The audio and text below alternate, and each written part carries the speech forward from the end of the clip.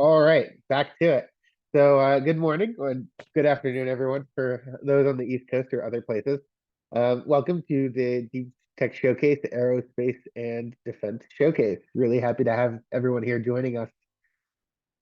So, today's agenda is we're going to have two sessions. A lot of the technologies that we're going to see today are a mix of aerospace and defense. So we didn't break it down into the different categories. We just have kind of it's mixed so that you're exposed to a lot of different companies in each section.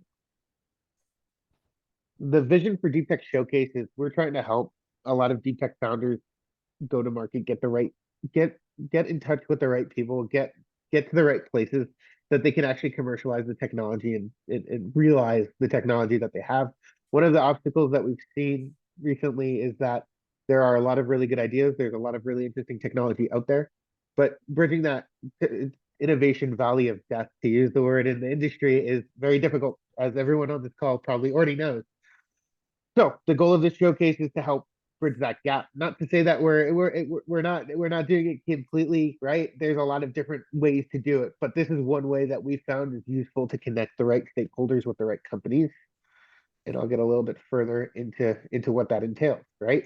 So we have the startups, the tech scouts from both the government and corporations and investors, and you pretty much need all of those connections in order to create something that could be successful or viable for a startup, and we created this ecosystem. So this event that you're at right now is our monthly event. This I'm going to get into our future events. I'm not going to get ahead of myself, but essentially, each company will have 5 minutes to present and 5 minutes of Q&A. And I apologize in advance to a lot of the companies. We're going to have to be a lot more strict today than we have been in the past in terms of the 5 minutes, just because we have a lot to get through, and we don't want to get late on time. So heads up, full disclosure ahead of time. But 5 minutes to pitch, 5 minutes to Q&A, and then we have an expert panel to essentially ask questions, kick the tires, and hopefully make connections afterwards, right? That's the goal. In between our events that we host, we have guided introductions as well. So if we come across a company, let's say I speak to the DIU, right? And the DIU says that they're looking for ways to make, spaces more energy efficient, just as an example, because I saw a solicitation for that earlier this week. And we have companies that fit that category. One, we tell them to apply to that solicitation, but also the second thing we'd probably do is also reach out to the folks at the DIU and say, hey, would you mind talking to them? Would you mind, saying hello, see what they can be doing better in order to get to the right places and the right people. And so it's to make those introductions to help glide and smooth things out for companies that are trying to engage further with the government or corporations or investors even. All right. I didn't get ahead of myself. Upcoming showcases, we have IoT Edge Cloud and Cyber next month on February 27th. That's a Wednesday. And then we also have the Energy and Clean Tech Showcase on March 27th, which I believe is a Wednesday as well. All right. And with that, I'm going to stop sharing. And I believe that Yoav from our sister company, Eagle Point Funding, is going to give over a few words about Eagle Point Funding, what they're doing, and how it relates to Deep Tech Showcase. So Yoav, the floor is yours. You might be muted, Yoav. There you are. Y'all hear me? So, hi everybody. As always, I'm happy to be the person that is least interesting at the Deep Tech Showcase, and the reason why nobody here came to the event. I'll keep it short, not even a presentation. Yoav or Joe from Eagle Point Funding, our job is to help companies find, apply, write, and win non-dilutive R&D and federal contracts. So we team up with you. We look for the things that are as a part of your roadmap, not a distraction, and we try to help you take 50 to 70% off the writing process on us. So our track record is phenomenal. We have pretty much 100% success rate with our vetted clients in an 18-month period. So if you're interested, if you want to know more, I really want to be respectful of everybody's time and the awesome companies that are pitching. So Asher is putting my Canly link chat, and I'll also put my email, yoav@eaglepointfunding.com. We're super proud. We're seeing a bunch of our companies winning a phase 2 these last few days. So we're very proud of the work and kind of the outcomes that we're seeing. So enjoy this. I'm seeing some of my companies are pitching as well, so this is going to be like pretty awesome. But that's it. Contact us if you want to learn more, and let's have a great event. Perfect. Thank you so much, Yoav. So back to the scheduled programming, and yeah, feel free to click the link that I just put in the chat if you want to talk further with Yoav. I can guarantee you personally it's worth it. But back to the scheduled programming. Session one, we're gonna have an opening presentation, and then we are going to have a great kick everything off, followed by assured space access, followed by QuLab, followed by Margic, followed by Edmund Scientific, and after that we have Acre Tech. Second two, bot built with Loral Power Systems, AR Tanker, Rebuild, Vici Robotics, Intergalactic, and Target Arm. With that, I would like to quickly have the panel just say, who they are, where they're from, and introduce themselves. We're probably not going to do it just I'll say it ahead of time and get ahead of it. We're probably only going to do that for the first panel. The second panel, we're probably going to have people introduce themselves um, as as they ask questions. But I think because there's some overlap, folks can get to meet the panel now, and hopefully for the next panel they'll just get there. So with that, Sean, Sean, do you want to quickly say hello and where you're from and what you're looking for? If you're able to unmute. Yes, hello. Hi. Hi everyone. So I'm Sean Gregoire. 14 and a half years Air Force, recently retired. Currently at Brown University as an executive MBA student. Have a lot of experience with not only scouting these innovations, but creating them again through myself. So I'm really excited to see everyone's innovation. Like I intimately understand how difficult this process is. So I'm available to help wherever I can. Thank you, guys. Perfect. Thank you, Sean. Next up, we have Bahar. Good afternoon, everyone. Bahar Hajisai from BAE Systems. I am the Technology Scouting Director. And as it sounds, I'm looking for small businesses to connect to our internal folks for collaboration and partnership opportunities. Great to be here. Perfect. Thank you for being here. Next, we have Matt McGregor. Hi, Matt. I'm a former government PM and been at MITRE the last few years, so working on helping programs transition. So yeah, happy to be here. Perfect. Armando.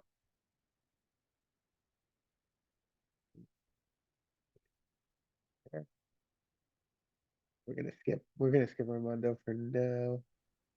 Jim.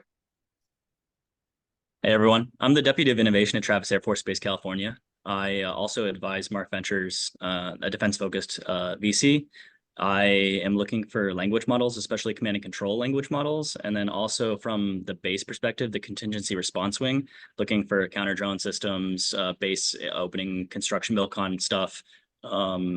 We have a whole host of power generation bits of equipment that we're looking for. So happy to be here. Love seeing these types of things. Perfect. Thank you. Thank you for joining. Craig. Hi everyone, Craig McClelland. I'm with the I'm calling from Canada today. I'm with the Federal Economic Development Agency for Southern Ontario, and really work in supporting local companies here in Canada to connect into the defense ecosystem mainly through leveraging Canadian defense procurements and requirements that American and other foreign companies have after they win the big contracts to work with Canadian companies. So this has been a great event for me to keep up on the latest and greatest on the tech side, meet some new companies, and really maybe help some people understand what the opportunities might be north of the border for some of the innovations and business growth that they're looking to do. So thank you again for inviting me. Thank you for joining. All right, Sarah, you're up. All right, good morning, everybody. I'm Sarah Pearson, and I'm with Defense Innovation Unit, or DIU. I lead our commercial portfolio for artificial intelligence. I'm going to follow the lead that Jim just said in terms of where they're focused. DIU right now is focused on a few things. First off would be our replicator initiative, which is scaling the process of rapid procurement. We're focused first on the unmanned, attritable, autonomous space. Second key thing that I'd say you're going to see coming out of us here in the next 1 to 2 months will be focused on the needs that sit within the Indo-PACOM responsibility and combatant command. Some of those big needs are around networking and modeling and simulation, in addition to joint fires networks. Happy to be here. Thanks, everybody. Thanks for joining. Joe, you're up. Hi, everyone. My name is Joe Epstein. I am the Strategic Partnership Lead for Lockheed Martin Space. My role is to identify and champion technologies that are emerging from external sources. I do this mostly through owning the SBIR portfolio, as well as working with university engagements and other contract vehicles. Perfect. Thank you for joining, Joe. Han, you're up. Yes, Han Ko. It's always great to be here and getting to know all these high professionals. I don't work for U.S. government, but I'm affiliated with it as a Department of Commerce program. But anyway, my company is USACO Group, and I'm an investor, venture capitalist. And what we do is we always go out globally to scout any companies we can invest in, and any companies we already invested in, or any company just want to need help, just chat with us. So that's what we do. And what's unique about it is that global footprint we have is that we are headquarters in USA, but we also have an office in Seoul, South Korea. So we work with the companies all over the world, and we also closely work with the European market as well. And as a matter of fact, I mentioned earlier that I was at CES, and we actually decided to do another large project with the European market. So anyway, glad to be here. Thanks so much again for the invitation. Bye. Absolutely. Thank you for joining. Let me just see. Is Gabe Arrington on the call? I don't think I see him. That's fine. We'll keep going. And then last but not least, Mark Rzazinski. You want to quickly introduce yourself? Yes, hi everybody. I'm Mark Rzazinski. I'm with General Dynamics Mission Systems, one of the 10 operating companies under General Dynamics. We don't build the tanks and submarines and battleships, but we build a lot of the technology that goes in them. Our portfolio crawls the bottom of the ocean and flies satellites out of the universe and everything in between.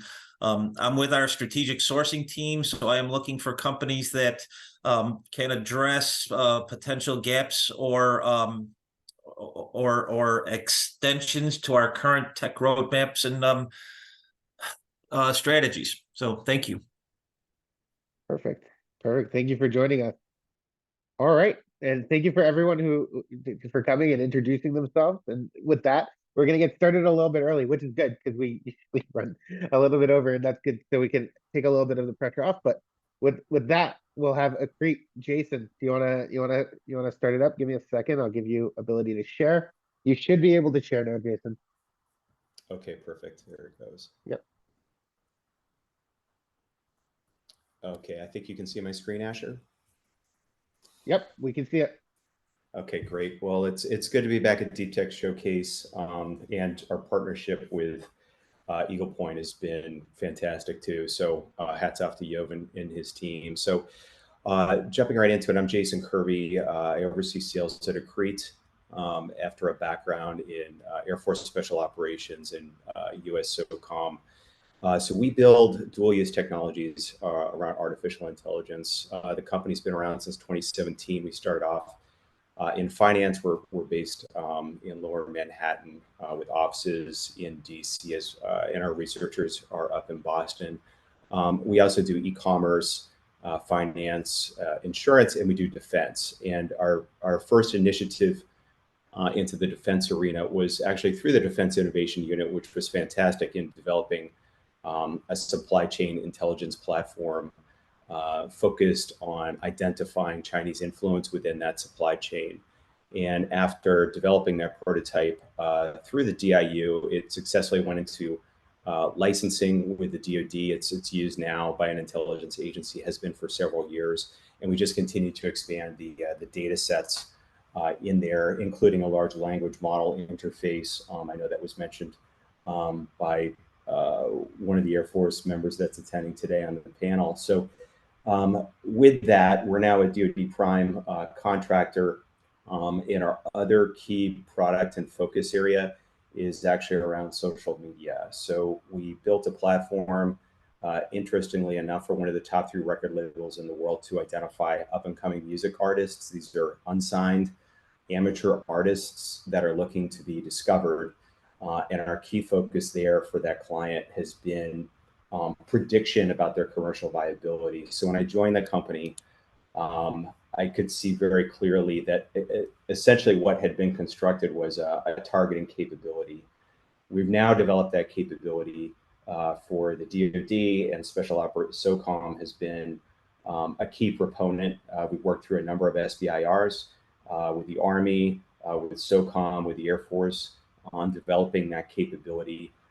As you can see here on the left side of the slide, for viral mis and disinformation, identifying key influencers within social media, and then also developing a predictive capability. So when we send out messaging in a social media environment, we can evaluate in advance what the likely effect is on a relevant group.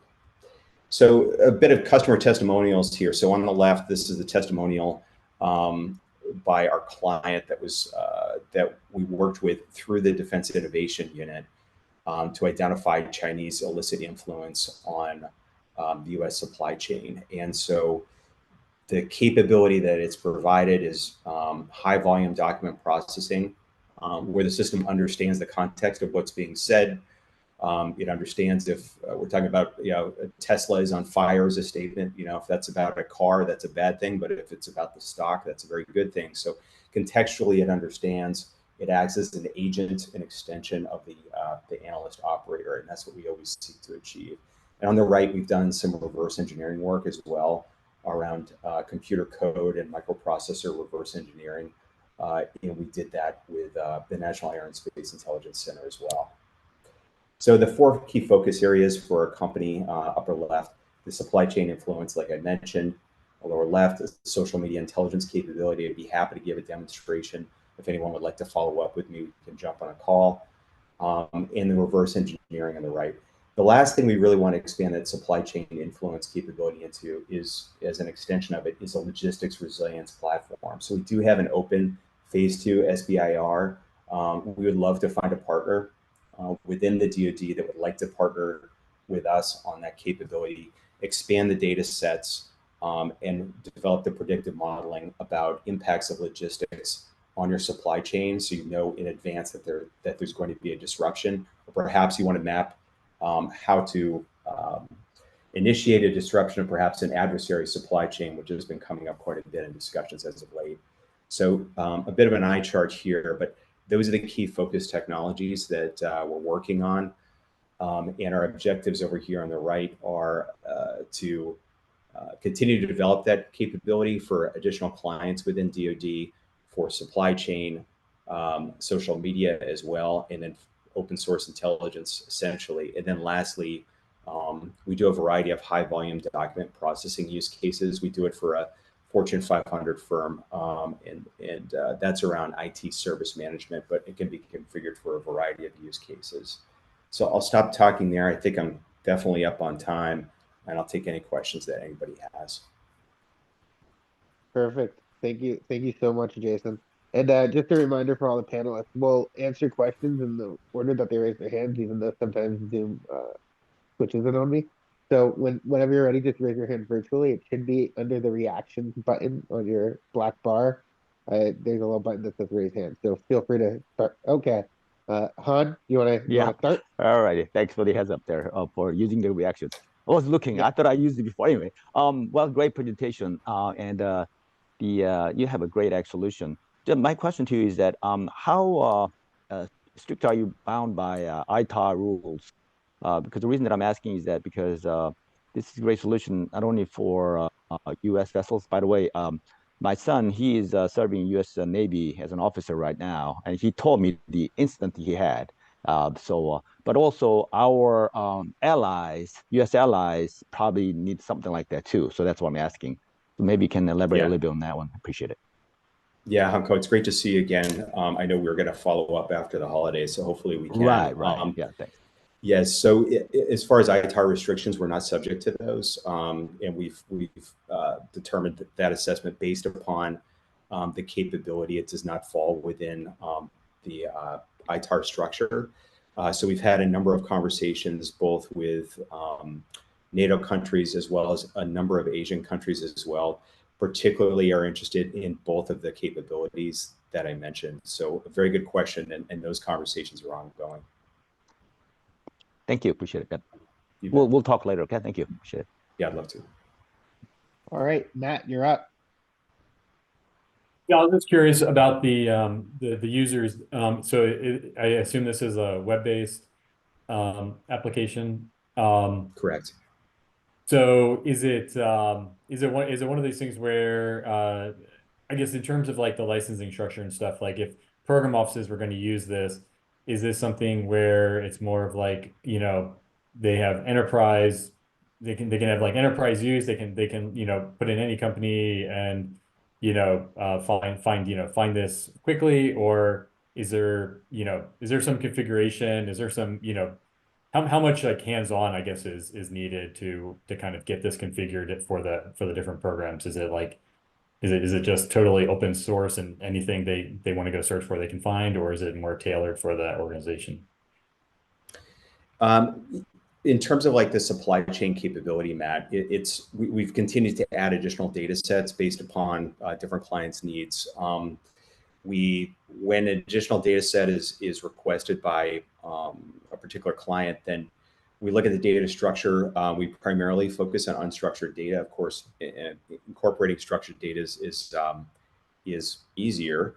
And in terms of the structure of the platform, it's a base volume of documents in the case of supply chain. So I think the system is up to about 70 million documents, and the most we've seen it incorporate in a day and understand cognitively, artificially cognitively, is 125,000 documents in one day when we've introduced an additional data set.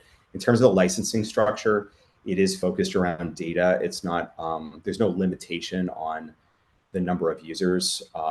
They can create as many user accounts as they like, because of course we want the platform to be widely used.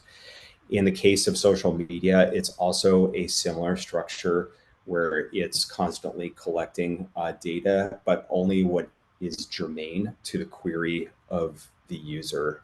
And that can be done through your standard user interface, or it can be done through a chat interface as well in natural language. Yeah, thanks. I appreciate it. You bet. Perfect. I think we have time for one last question, but if there isn't one, we'll move on because we only have 30 seconds left. So, all right, let's. I have just one quick comment. Yes. Go ahead. Hey, Jason, I know we talked, but we never like had a chance to get connected really. But I was wondering if you know about this NATO Diana program that US is involved with, and if you have applied. I have applied. I think I really need to get some more traction with Diana than I currently have as of yet. But I'd love to talk with you about that if you're looking for perhaps like a partnership opportunity. We're always looking for some really solid FSIs to partner with. So I'd love to talk with you about that. All right. Sounds good. Thank you. You bet. Perfect. And that's time. So thank you, everyone. Thank you, Jason. And if you have any questions, I think Jason's going to leave either contact information or a LinkedIn link, something in the chat that you could probably get into touch with him through. Yeah, thank you so much, Jason. All right. Thanks, Ash. So next up, we are going to have Assured Space Access presenting. And the floor is yours whenever you're ready. Feel free to start sharing your screen.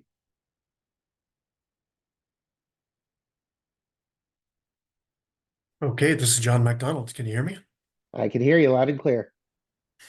All right, thanks. So just real quick background on me. I'm John McDonald.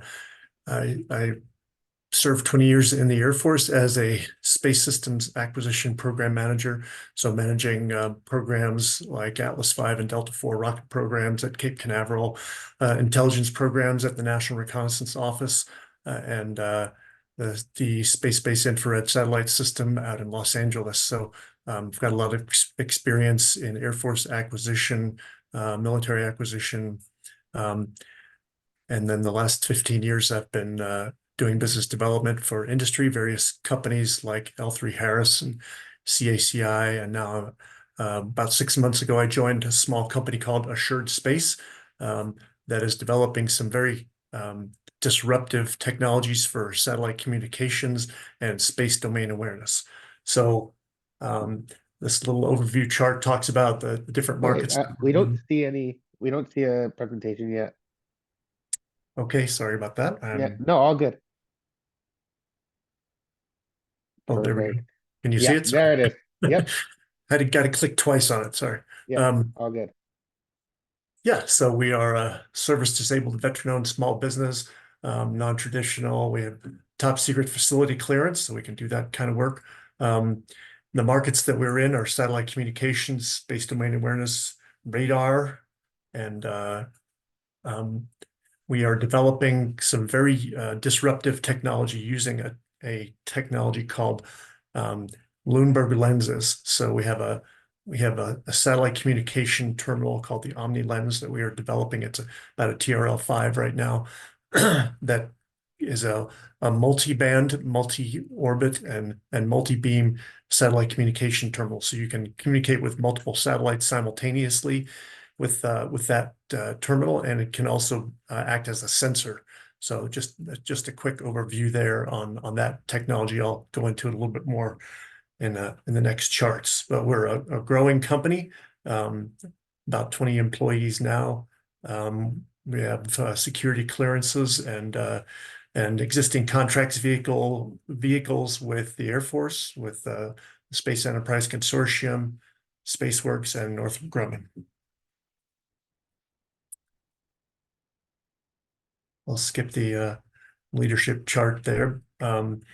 So just a little bit more about the Lundberg lens and the disruptive technology with regard to satellite communications. So as I said earlier, it can track and communicate with multiple satellites with full performance.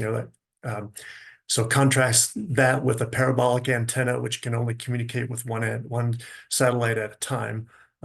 But then also contrast that with a flat panel electronically steered array, in which you basically lose lock on your satellite as soon as the satellite goes below 55 degrees elevation. So this Lundberg lens technology, Omni lens, can track a satellite all the way down to just above the horizon, 5 to 10 degrees above the horizon, and perform what we call make before break. So you can connect with another satellite or multiple satellites to maintain the link as the other satellite is going below the horizon in a LEO or MEO scenario. So it's has no scan loss as you go lower and lower toward the horizon. So it can see 360 degrees around field of regard and 180 degrees horizon to horizon. It's a very small size, weight, and power. It's the size of the terminal that we're developing now is about 31 inches in diameter and 31 centimeters in diameter, about 30 centimeters high. So it's very small and can perform about the same as a 1 meter parabolic dish antenna. Low power consumption. It's very cost effective, much less expensive than the very highly complex flat panel electronically steered arrays that are in the marketplace right now. I talked about the make before break and the multi-orbit, multi-band technology or capability there. So let me know if you have any questions about that. We have a joint venture called Cassiopeia that is developing a stabilized platform for the Lundberg lens to put it on mobile platforms like maritime, like ships. So it allows it to steer it to different areas and be able to operate on a rolling ship platform or an aircraft or something like that.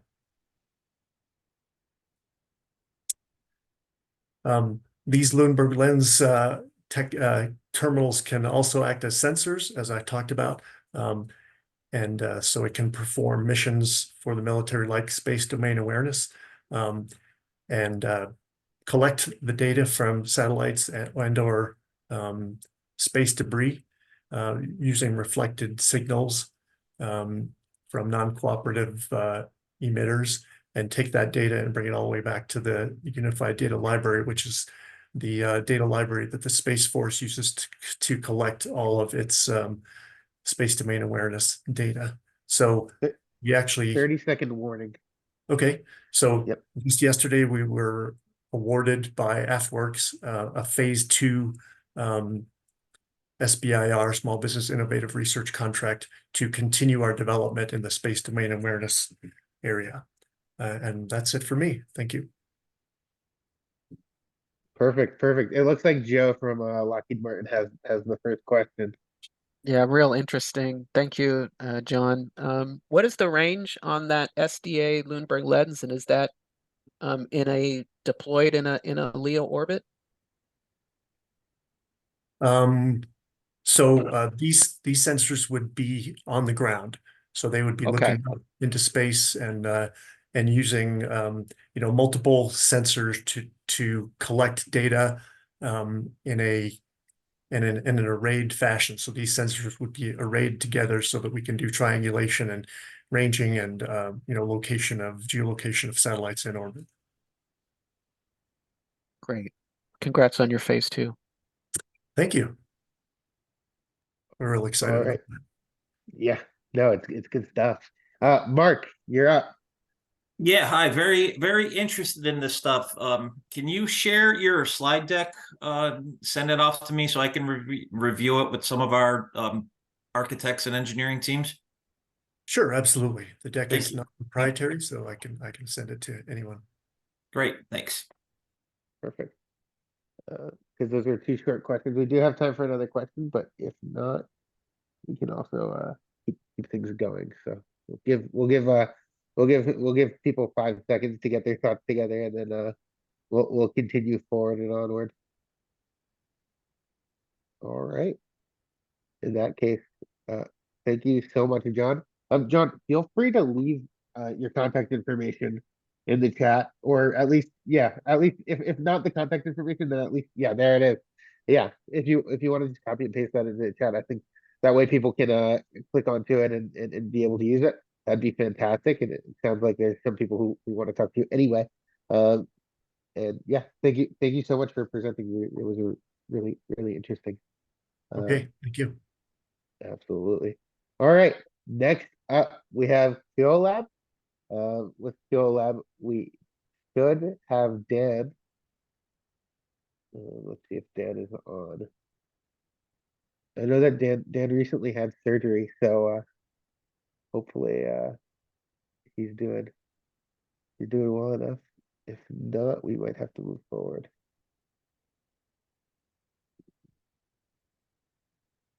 All right. Not seeing you here. All right. In the meantime, is Margaret. I'm here. Margaret, Can you hear me? yeah, I can hear you. Would you mind going in this slot? Going a little early? Yeah, it's fine. It's fine. Perfect. So the floor is yours.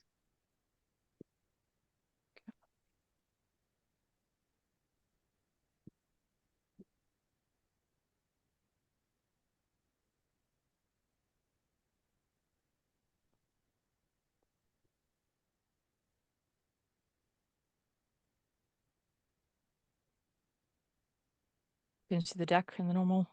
Yep, we see it, and it's in the right presentation Mhm. mode. Awesome. Thank you so much. Well, hello, everybody. My name is Margaret Kucherga. I'm a founder and CEO of Margic. And the problem that we're working on is as we're evolving into more hybrid vehicles, alternatively powered vehicles, and LEDs become more and more prominent in a variety of transportation resources. We understand that they drain too much energy, they overheat, they flicker due to vibrations or other outside effects, and they're rigid and bulky for the design purposes. And it's an over $100 billion market opportunity of being able to replace LEDs with something better. Margic does exactly that. We utilize power efficient, durable, and customizable lighting devices that utilize exclusively earth abundant organic materials. We do have proprietary technology developments on both materials to manufacture the devices side as well as on how to manufacture the end products and implement them as well to address specifically the issues voiced by the customers. That right now there is not really an option on the market that would be power efficient, non-heat generative, sustainable, and cost-effective solution. Our technology can address all of these factors in competition with current organic lighting and diode technologies, as well as the pre-existing LEDs and micro LEDs. Our technology is a platform technology, so if I'm doing a use case on automotive or whatnot, it can be applicable to other types of applications. Just keep that in mind. So far, we have been able to launch on market originally in the packaging industry due to our full recyclability capabilities, lower heat production, and ability to work off of organic batteries. And we're also able to provide brightness increase and broaden the angle of the emission.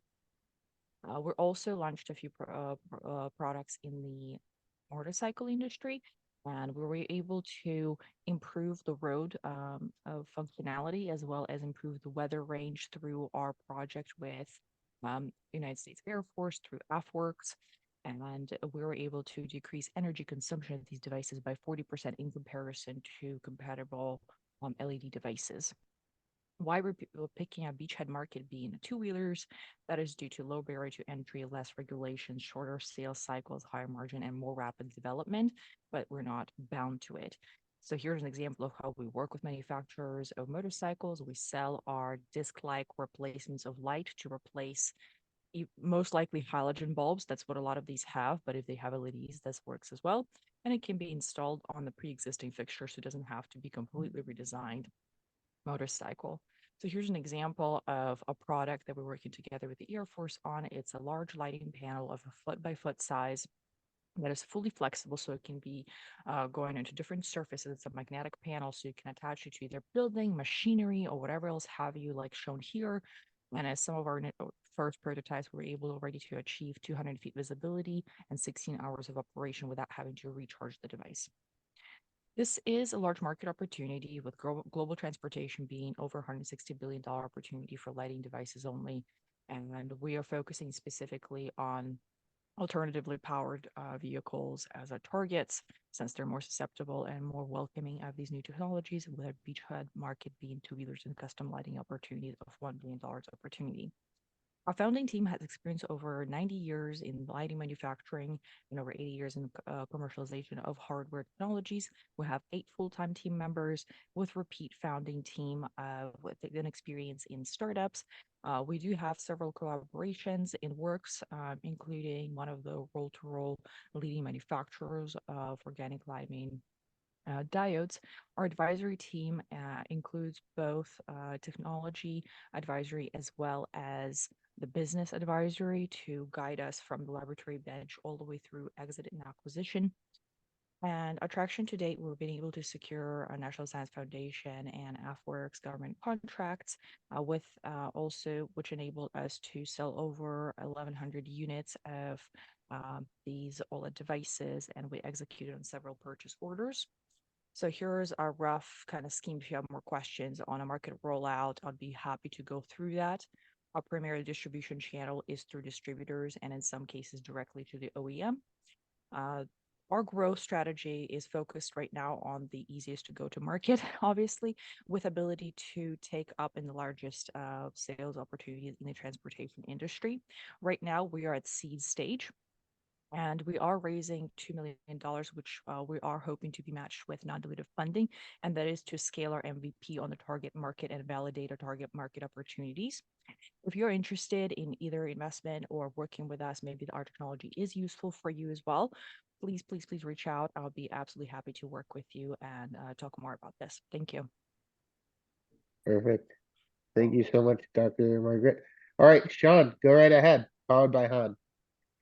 Yes, hi, thanks so much for that presentation. I guess commercially, my question revolves around how How do you how do you plan to validate that people want your product? Like I know that it's better, but what's your marketing infrastructure to ensure that people actually know it's better and want it? So we already began in that direction, and our customers now finding us through referrals more often than not with a goal for sustainable specialty lighting.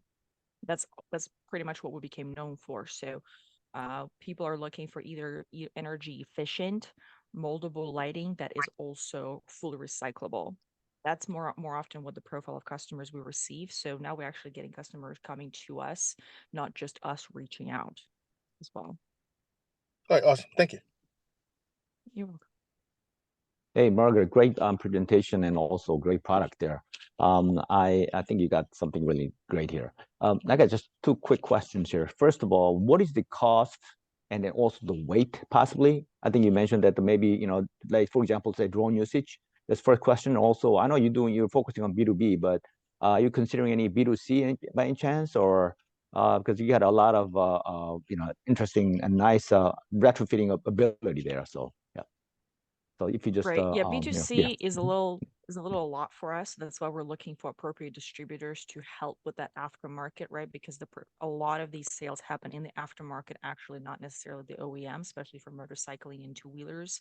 So that's why we're right now searching for those distributors, and we already have one partnership for that purpose. This is just kind of to speak to lightness. So we did these Okay. kind of silly stickers to show how light these are, and these light Oh. up. Oh, And okay. they're fully bendable and flexible. Flexible, That was yeah, I see actually the that. first mock that Right.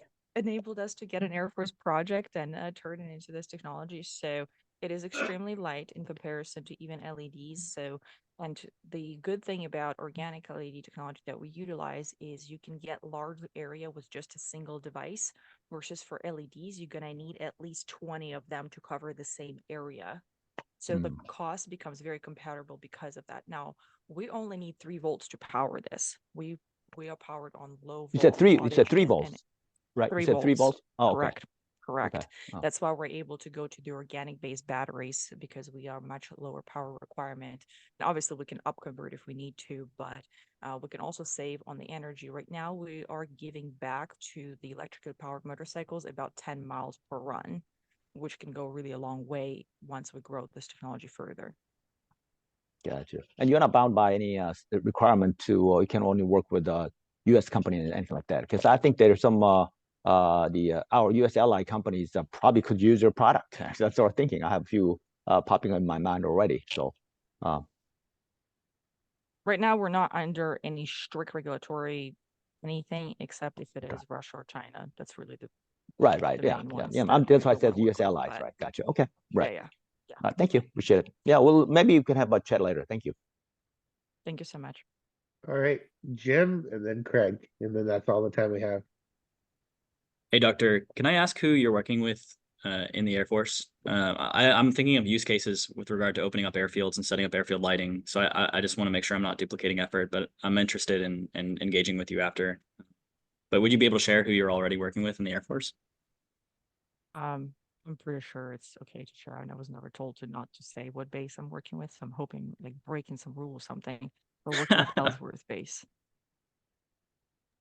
Are they using it for airfield lighting, or is it just something smaller?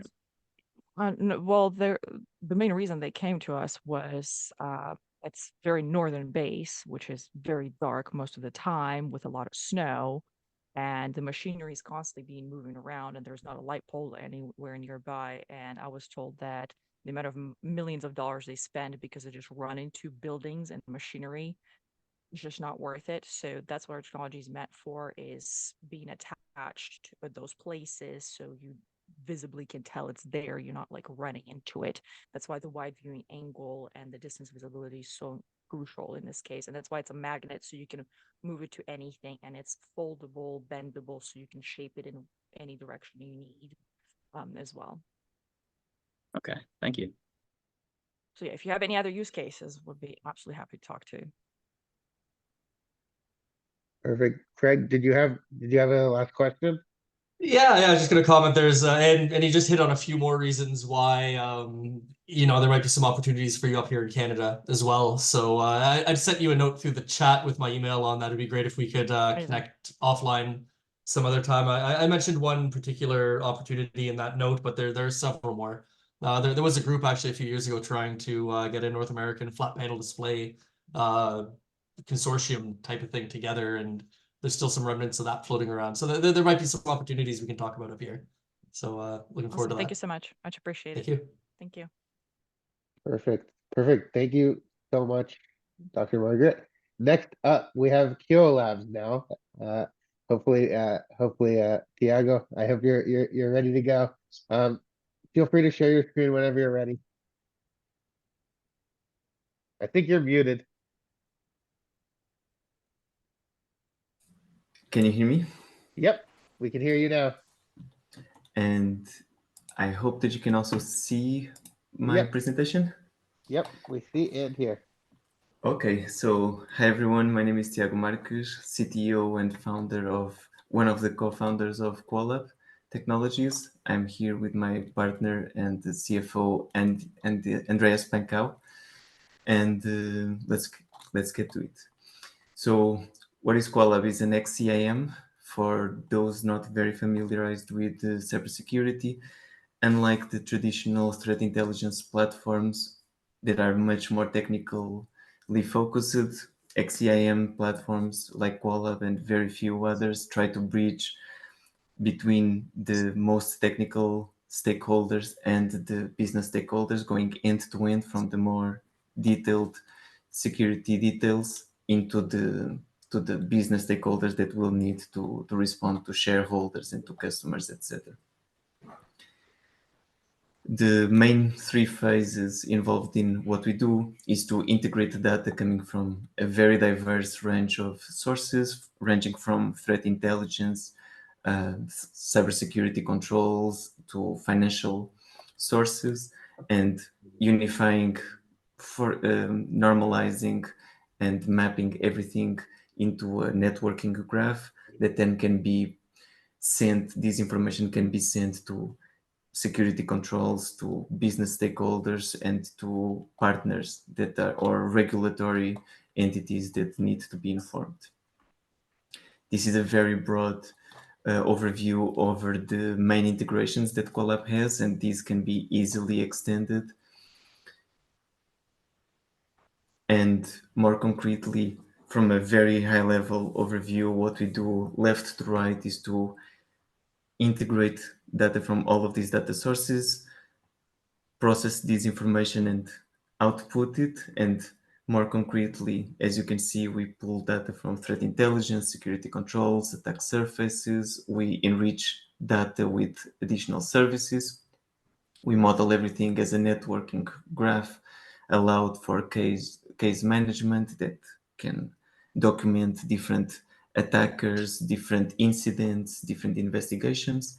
QuLab can be deployed in the cloud, on-prem, as well as a SaaS. In all of these situations, we are highly scalable, both in terms of data handling and processing.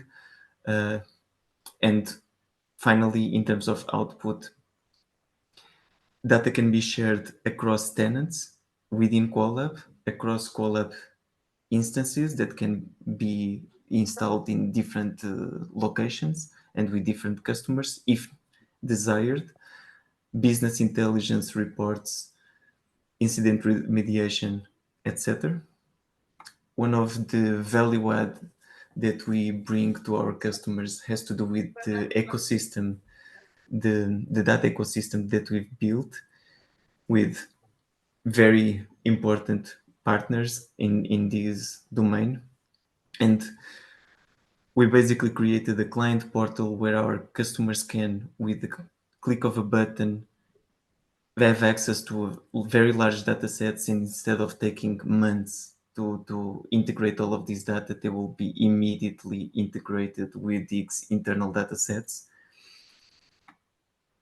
And regarding the multi-tenant that I've mentioned before with the data sharing, these tenants can be created on demand, even though they represent completely separated databases and data stores. These can be defined as a tree structure or as a graph structure. So you can create tenants for individual incidents and investigations, or for big departments, or for subsidiaries. Data can be shared across these tenants depending on the access controls. And another very high level but also very high value feature is that in QuLab you can build business reports, cybersecurity reports very quickly by dragging and dropping the data and the technical artifacts that are relevant. We generate everything, the tables, the images for you, and you can also navigate the intricacies of our graph network, as well as we can import data from unstructured data and manage it through cases, or very structured data, allowing our users to create recipes that can then be reused across investigations, across subsidiaries, or across incidents. So this is our presentation.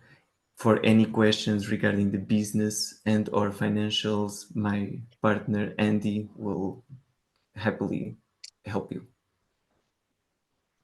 Sure, perfect. It looks like Sarah has a question. Sarah, you want to kick it off? So much. And Andy, this question is probably for you then. It's around traction that you guys have gained within the Department of Defense or the federal space more broadly. And I guess I'd actually be curious now that I said it out loud about private sector traction as well. Yeah, so we currently, thanks for that question. We currently have 80% in the public sector from the client perspective. And that is primarily driven through our relationship we have with Dell. We are part of Dell's Zero Trust, 4.0 project, and Dell is kind of acting as our distribution partner into the public sector, not only on a national level, but also on an international level. We've got actually 2 clients out of the 5 Eyes universe that are already our customers as of this year. So currently the split is 80-20. We see a lot of growth on the private sector, so that will somewhere balance for this year around about 60-40 throughout the year. Great, thank you. You're up. Yeah. Hey, great presentation and good solution there. Could you tell us a little bit more about how you have your IP, intellectual property, protection set in place? Absolutely. We don't have any patents, if this is the question that you're asking, right. but we do have unique IP that we protect very closely, and one of our main focus is even in on-prem deployments is securing that IP so that it cannot be easily tampered. From a cybersecurity standpoint, that's critical, but also from a commercial and business standpoint. Okay, so you're going to like trade secret wise direction. Gotcha. Okay, alrighty. Yeah, thank you. Perfect. Perfect. I think we have time for one more question, and I'll give a couple seconds for anyone who needs to get their thoughts together to ask. But otherwise, Tiago, thank you so much, and Andrea, thank you so much for the presentation. And feel free to leave some contact information in the chat so that anyone who has further questions or wants to speak further can reach out to you guys. And yeah, thank you so much. Thank you, guys. Thank you for having us. Bye-bye. Absolutely. All right.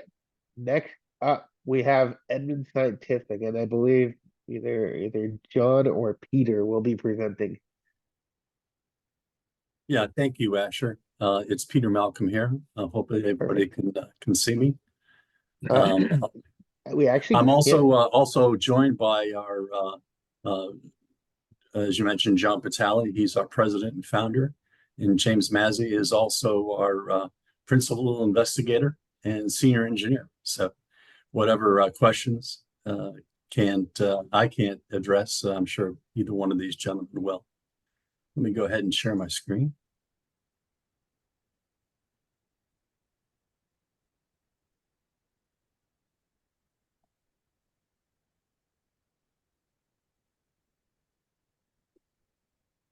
And I just wanted to make sure everybody can see that. Yeah, I can see it.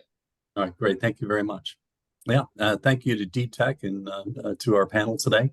Appreciate you being able to join us. Let me go ahead and jump right in. Again, Edmund Scientific, and we're talking about our research and development into free space optics. Stand by, having just a little bit of an issue here. All good. Okay. Challenger. Why is free space optics so much in demand? Unfortunately, for the last 50 or so years, we found out that communications using lasers, particularly in the atmosphere into spacecraft, has a number of issues to overcome. And that all has to do with the science of the atmosphere, refractive and attenuation effects of clouds and precipitation. And of course, at the top, we've got atmospheric turbulence as well.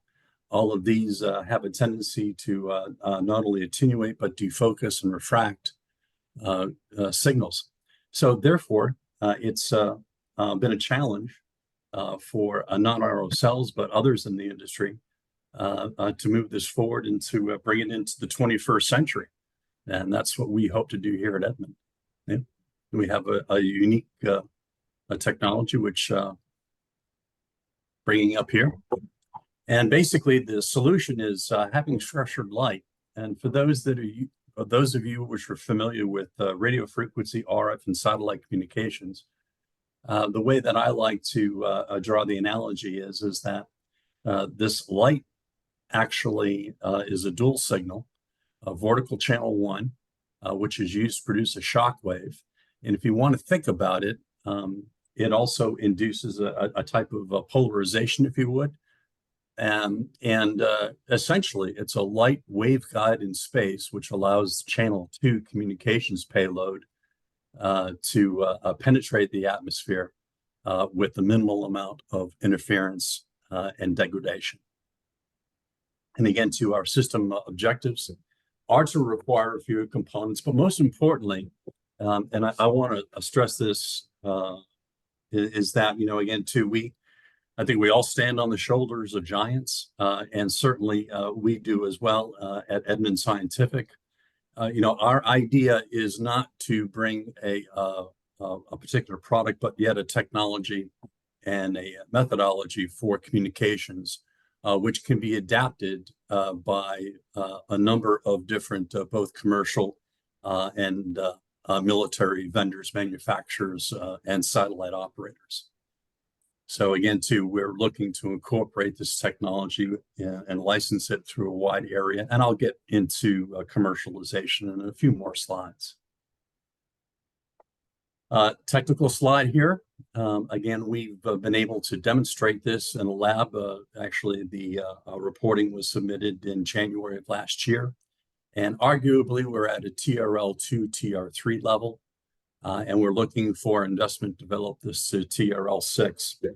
Now, the concept that was proved in the laboratory was clearing out the channels. And as you can see here in the graphic towards the right-hand side of the slide, that's an illustration of the signals, the laser signals penetrating the cloud chamber and creating a clear channel for the information signals to travel.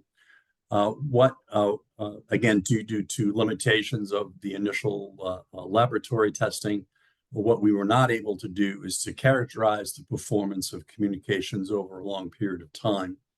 As you can see from the last bullet on this slide, it really is characterizing the performance data. We need to meet or exceed, again, a throughput of 1 gigabits at a 99.7% annual availability with a very, very low bit error rate count. And again, this is to ensure that the communications that we are providing are at least comparable or superior to existing RF systems used in SATCOM today.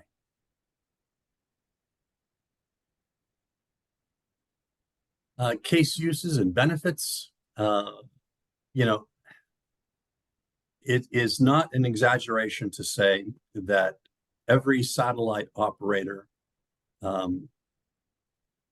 has designs on this type of technology and a need for it, particularly when you take a look at the fact that this is a unregulated spectrum, and then the throughput can be 10, and sometimes I've seen some theories say 100 times faster than the duplex speeds which are being provided now through traditional, or I should say legacy SATCOM systems. We've seen not only NASA, but the Space Development Agency with its Tranche 1, Tranche 2 development, looking for OISL or optical intersatellite links. There is also that need to break that barrier and bring that information down into a space to ground. Or in the case of maritime and aerospace companies, bringing that space to mobile, right? So the mobile platform could be a aircraft, could be a cargo vessel, et cetera, et cetera. 30-second warning. Okay, I'll get through this really. Again, don't want to beat the dead horse, but again, everybody's looking for this. DoD, NASA, NOAA, Space Development Agency, even the new entrants like Starlink, OneWeb, and Lightspeed. They are all taking a look at this. And again, we're looking to license our technology to companies like Lockheed Martin, some of the ground terminal providers and their subcontractors, Terrasat, Bridgecom, et cetera.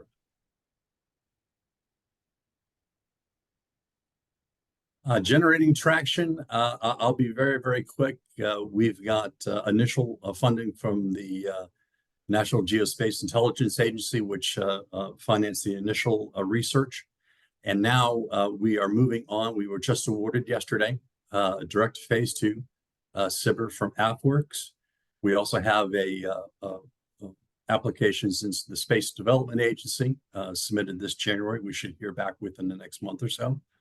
And we're also pursuing avenues through the National Science Foundation, as well as various potential investment partners.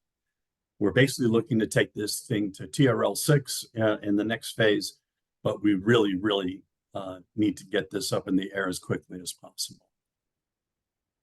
Again, some contact information. John Patali, Musa Gnome is our chief scientist.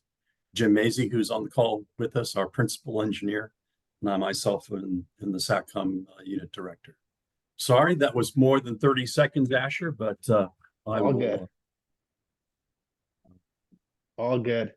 All right. So first is, first is Joe, and then Bahara, and then Han. Peter, great presentation. When you talk about you're taking your photonic integrated circuit, if I got that terminology correct, what is the pathway to get that qualified? Is that going to be qualified on the ground? Can it be qualified in a very cheap CubeSat? What are you guys looking at? You want me to yeah, initially on the ground. Of course, when we get to the TRL 8, TRL 9, that's when we'll be looking for riding as a payload it could be a CubeSat, could be another spacecraft. We are thinking it's going to be some version of a LEO spacecraft, only because of the relatively compared GEO satellites, right? The very, very short time frame for development and integration. So again, it's really basically in 3 steps. Verification in a laboratory environment using atmospheric chambers. Once we have that settled, then we're going to adapt for, again, using COTS wherever possible, outdoor and conduct outdoor range testing under various atmospheric conditions over a period of time, and then getting that into orbit for space to ground. All right. Perfect. Bye, you're up. Thank you. This was awesome. So I guess I'm gonna piggyback on Joe's question. So the radiation hard case of the system. So you're saying that you're going to do the COTS kind of like implementation of the system on the ground, and then while you're going to test it in the space, are you planning what your plans are for rad hard and other kind of hardening? Jim, you want to take this? Yeah, please go ahead. Yeah, the system at this point is not addressing rad hardening. What we're actually looking at doing in this first phase is incrementally increasing the distance, and increasing that distance through drizzle, clouds, rain, and even dust, because there's some theoretical work been done on that, but nobody has effectively empirically demonstrated what happens on the ground during these various atmospheric challenges. When we get to the point that we are putting this thing on a spacecraft, at that point we'll address rad hardening. Okay, But thank you. one of the things, to appreciate is that we're not looking at the typical hardening that is required for an RF system, because we simply don't have it. Got it. Thank you. Well, All actually, yeah, great presentation. Is it okay? All right, we have time. Oh, okay, thanks. Yeah, the great presentation, SJ. You have a great idea here. My question is kind of, I have a similar question to the Barra and the other judges here, but could you explain a little bit more? Your free space optical. I know the limitations. You got like physical obstruction, right, and then also geographical loss, right? Optical beam, maybe attenuation, right? And also like you mentioned that water molecule in the air will absorb, right? So so you mentioned that. Can you tell us your why your product is believed superior in those sectors in general? If you could mention it again, that'd be great, please. I'm trying to get a better grasp of your advantage of your product. I'll be glad to take that too, if you like. Yeah, please, Jim. Yeah. What we're actually doing is we're creating femtosecond pulses. It's over 1,000 pulses in a millisecond. And those pulses create the shock wave. The shock wave essentially, as we've demonstrated in the lab already, has an area within the wave itself that has a slightly higher index of refraction than the exterior channel that's been created. That allows a secondary beam to be transmitted through that, and that secondary beam can be transmitted at a rate that is continuous. If you look at the atmospherics, they tend to change at a rate somewhat less than the femtosecond pulses. So we're confident that as we demonstrate this capability over increasingly great distances and over variable atmospheric conditions, that we'll be able to verify what we've already verified in the lab, that it's a relatively inexpensive and very effective and very practical system to use for very, very high data rate communications. Oh, okay, gotcha. So you have the secondary, the pulse. Gotcha. Thank you. Perfect. Thank you so much, Edmund Scientific team, and congrats on the win. Feel free to leave your emails also in the chat, so that after you're done sharing the screen, folks can potentially reach out. Thank you so much for the presentation. All right, next up, we have Mark Jaker from Jaker Tech, and I will be helping out and sharing the deck here. Give me a second while I get things going on my end. And Mark, feel free to get going whenever you're ready. Very good. Hello. I'm Mark, president of Acre Tech. We're building the safest batteries using lithium metal chemistry with the widest temperature range, -40 to +330 C. We are injection molding solid state batteries and proving that you do not need wet chemistry, which is what most batteries are today. We mix actives in a binder resin and get phenomenal ionic conduction. Injection molding dry cells are much faster. There is no slurry, solvent, drying time, or separators. They are true solid state.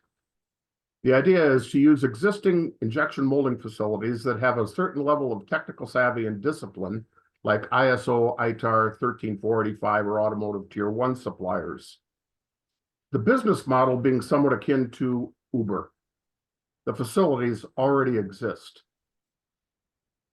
They are job shops and they are always looking for work. It's almost a plug and play concept with some processing nuances for battery materials. You do not need a dedicated battery facility, let alone a gigafactory. Our manufacturing footprint is very compact by comparison.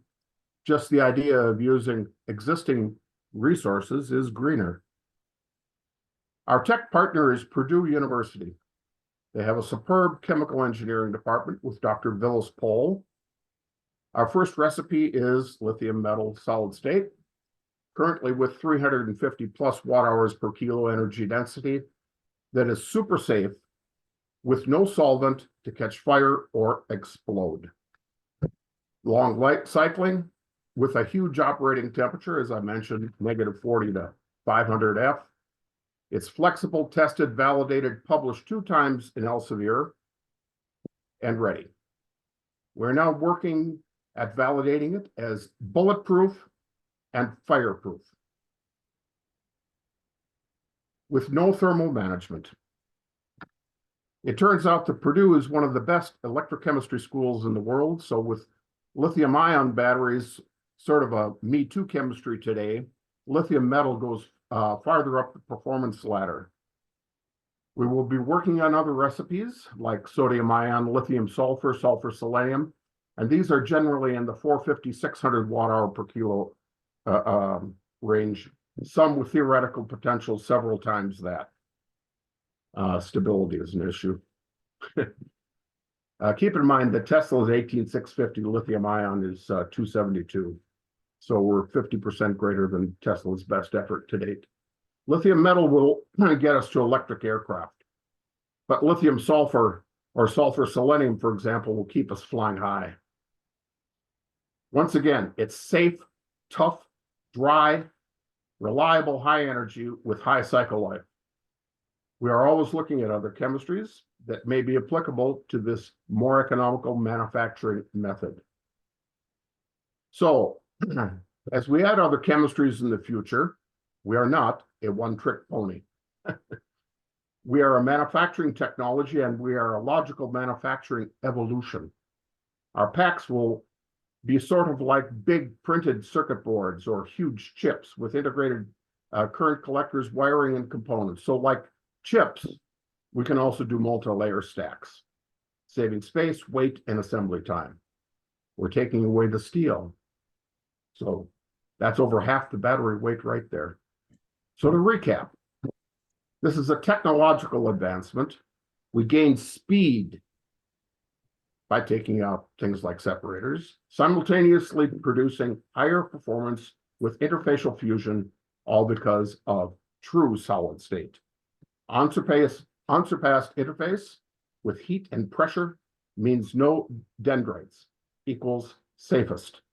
Fewer steps, fewer components, lower weights equal lower costs. We're after China. No separators, no steel, no welding, no post-secondary steps. It's all done in the injection molding work cell. Injection molded solid state batteries have the lowest CapEx, therefore the fastest ROI, and we can manufacture almost anywhere in the world. No site location search, factory layout, sewer, water, construction permits, electrical supply lines, roads, rail siding, greasing local authorities. They're already in place. They are tougher with an elastomeric fluoropolymer electrolyte, a huge temperature range equal what some refer to as space batteries, for their ability to function in cold, hostile environments. You can have conformal geometries like any plastic part. So our ask is a partnership with defense and industry, and if anybody's interested in helping us with an MOU, I'm ready. Patents are issued in the United States, India, China, and pending in the European Union. So give me a call if this interests you, and we should have submission samples later this year.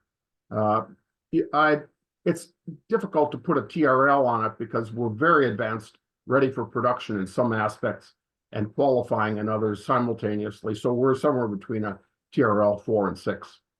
So that's it. Have a great day. Thank you. Perfect. Perfect. You're not off the hook yet, Mark. It looks like some people have some questions. So, Matt, go right ahead. Well, I was just curious if you had done any work with the Mantech program, if you're familiar with that. Yeah, no. I'm a member of NatBat and Military Power Source Consortium, and a member of NDIA, and I have worked with, if you know, Matt Hutchins on some programs with a different chemistry a couple of years back, but I've never worked with Mantech.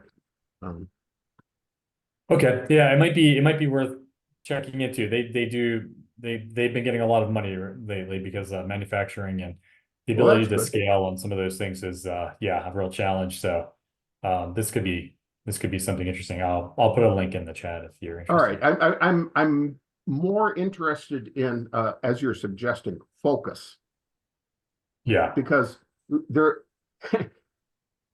all you have to do is look around you to see the plastic parts are everywhere.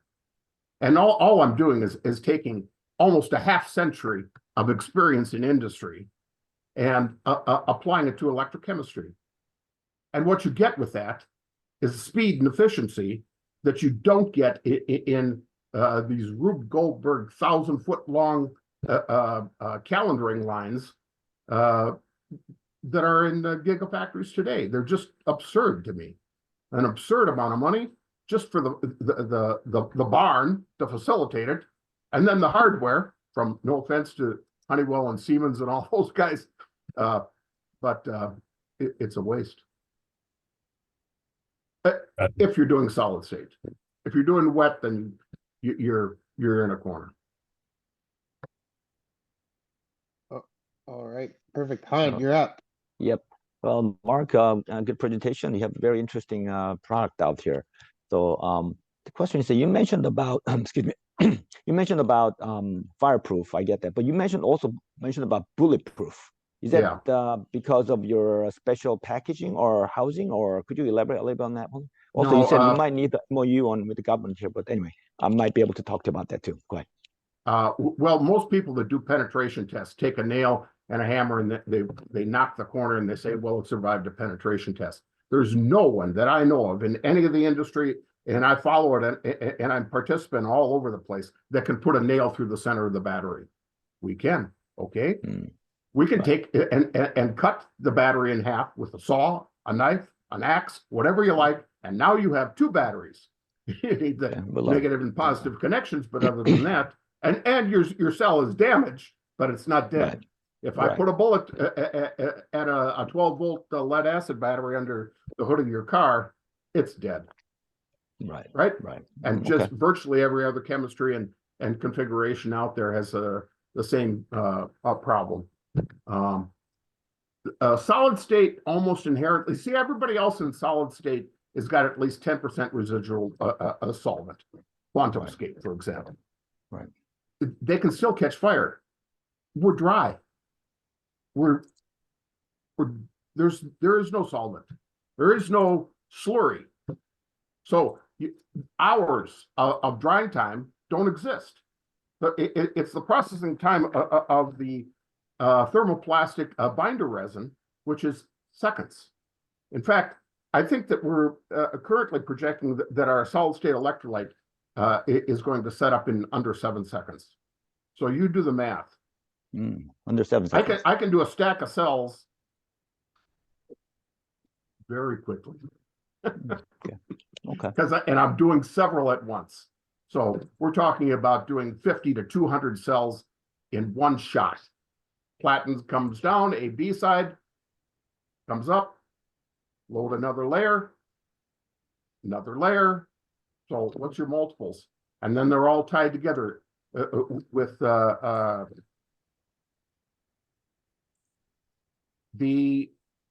current collectors are also a part of the wiring. There's a lot of innovation here. Okay. But great. it's not Thank you. revolutionary. It's just common sense, actually. All right. Thank you. Perfect. Craig, you're up. Last question. Awesome, Vega. It seems to be my role today is the last question here. So, Mark, thank you for sharing all of this. It's the space you're in is a big priority up here in Ontario, especially with you know, the Stellantis. I know you mentioned gigafactories, but you know, we've got Stellantis setting up here. Volkswagen made some huge investments recently.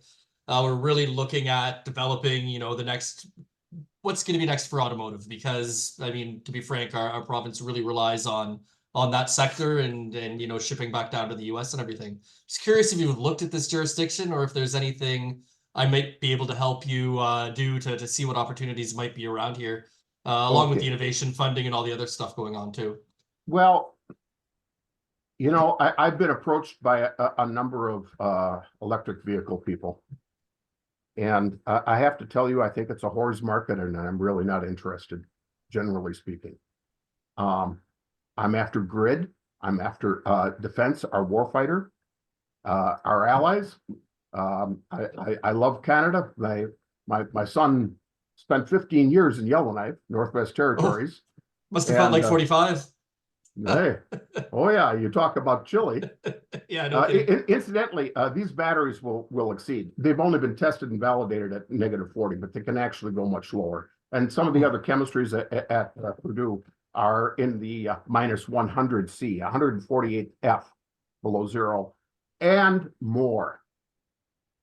Look at Purdue's website, and you'll see the Guinness Book of World Records. It was done last year at Purdue, 100 below C. And there was room to go. That was not the floor. And I intend to commercialize things like this. So yeah, I'm happy to talk to you. But I do have a prejudice here and there, and defense is one of them.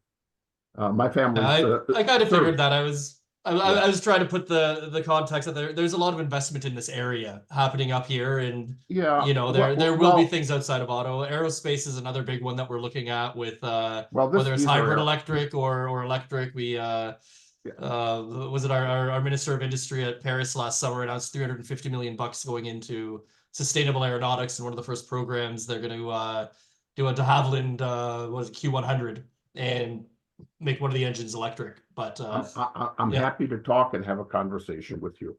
Awesome. Okay. I'll send you a note. I see you shared your email, so thank you. Yes, thank you. All right, perfect. Thank you so much, Mark. And with that, we end session 1. Now we are going to start session 2. For session 2, I think we're gonna just jump right into it because I'm a little bit concerned about the time.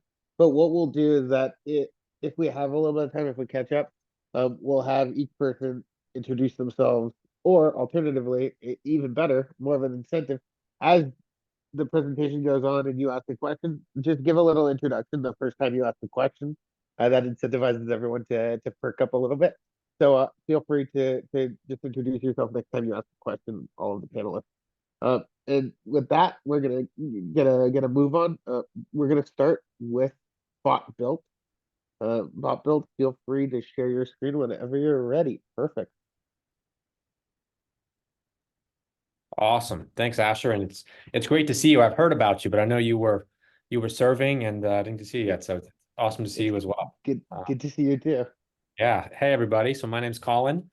I'm one of the founders of Bot Built. And my presentation is going to have two really quick parts here. Because first, I'm going to talk a bit about our company and our primary business. And then I'm going to talk a bit about what we're expanding into, which is what I'm pitching today as far as how we can work with many of you all. I don't have the presentation fully made yet. Our team's working on it. So unfortunately, I'll have to talk a bit about conceptually about the more relevant stuff for you guys, but I'll get to that in a second here. So we're focused on construction in the US. It's about a $1.5 trillion market every year, and we're using robots to make it better.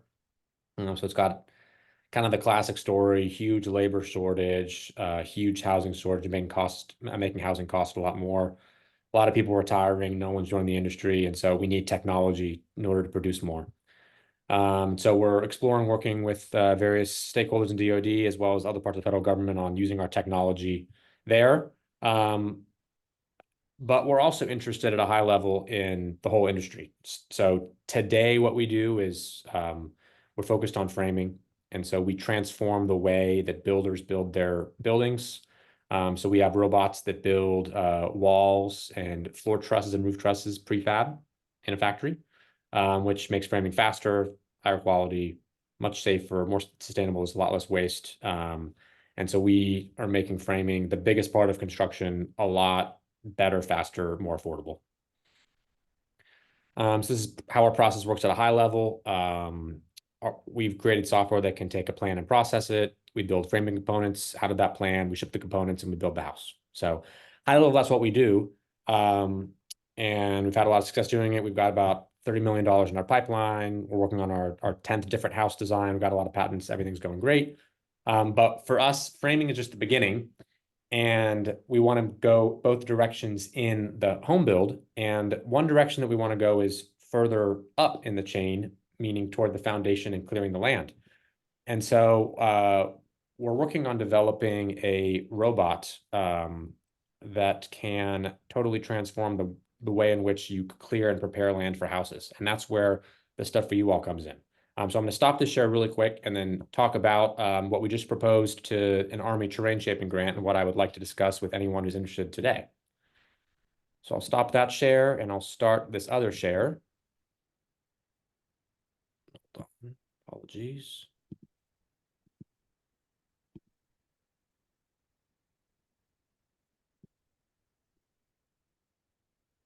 Hold on, it's not letting me share the second thing. Apologies for that. I pulled it up here and it wasn't quite working. Hold on. Let's see.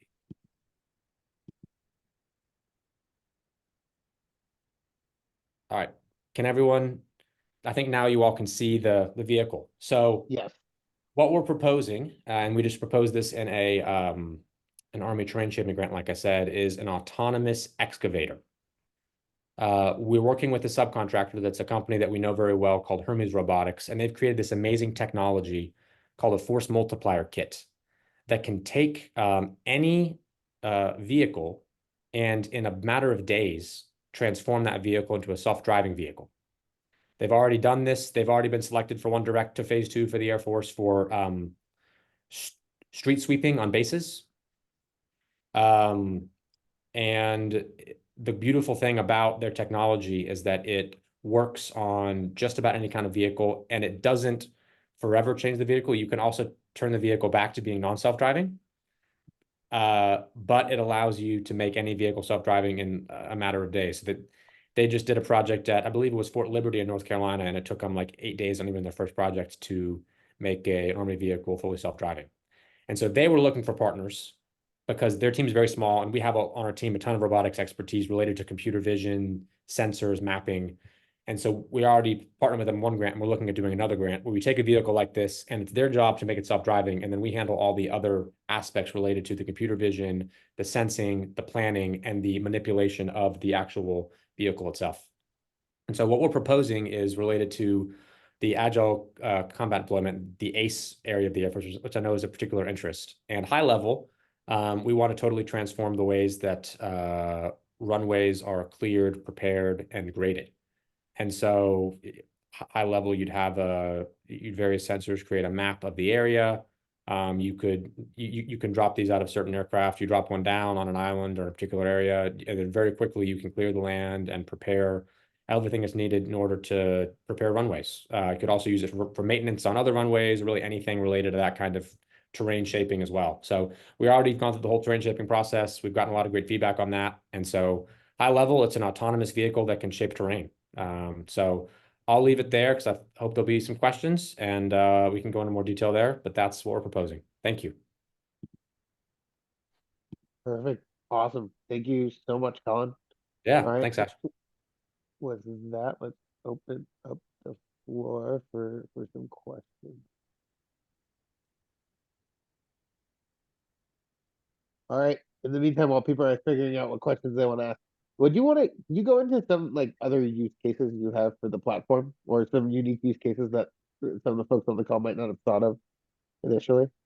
Yeah, for sure. I mean, I'm really glad you used the word platform, because that's how we think about it.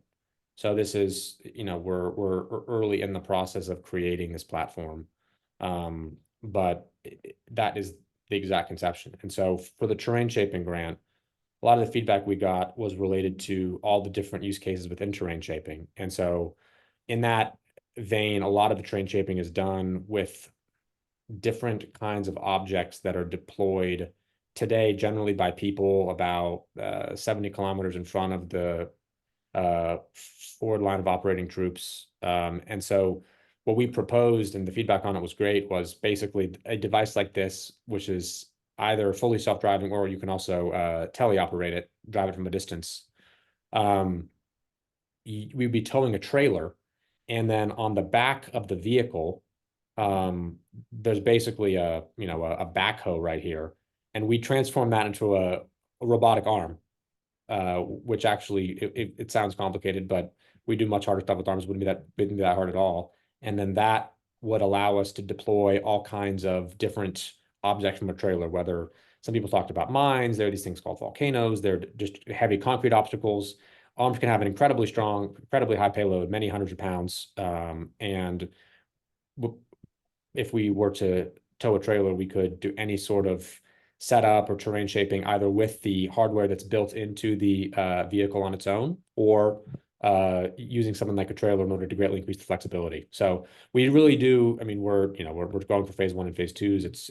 It's not commercialized yet, but it really is a platform that can do all kinds of autonomous terrain shaping and molding at a high level. That's the proposal. Sure. And there was someone that asked in the chat, can you use this they wanted to know the use case for forest fire fighting. Sorry. Oh, no one had brought up that use case before, but I think that's very interesting. Yeah. I mean, in general, so we're a robotics company primarily, and our core application is construction, but we know a lot of other robotics companies, and in general, anything in that kind of dull, dirty, dangerous, any one or multiple of the 3Ds are places where robotics tend to do really well. So I think forest fighting is a great idea. I love that. Sure. There's one other question in the chat. Yeah, Lisa, you want to ask a question? Me think I'm not, sort of in the space market. Oh, Lisa Dufresne, GC Ventures. We're the corporate venture team of PTC Global Chemical. We're a petrochemical refinery. So you may be wondering why we're here, but we invest in a lot of things outside of just chemicals. But I'm curious about, is there a mining application to this? Yeah, I think there definitely could be. Our thought with beginning with the terrain shaping is that's a much more digestible problem initially, because we just have to get there and move the dirt. But when we're autonomously moving, which that's about a week to 2 to solve that problem, and when we're modeling the terrain, all of a sudden it's I think you're absolutely right that the backhoe at the end. I mean, the initial application I proposed was to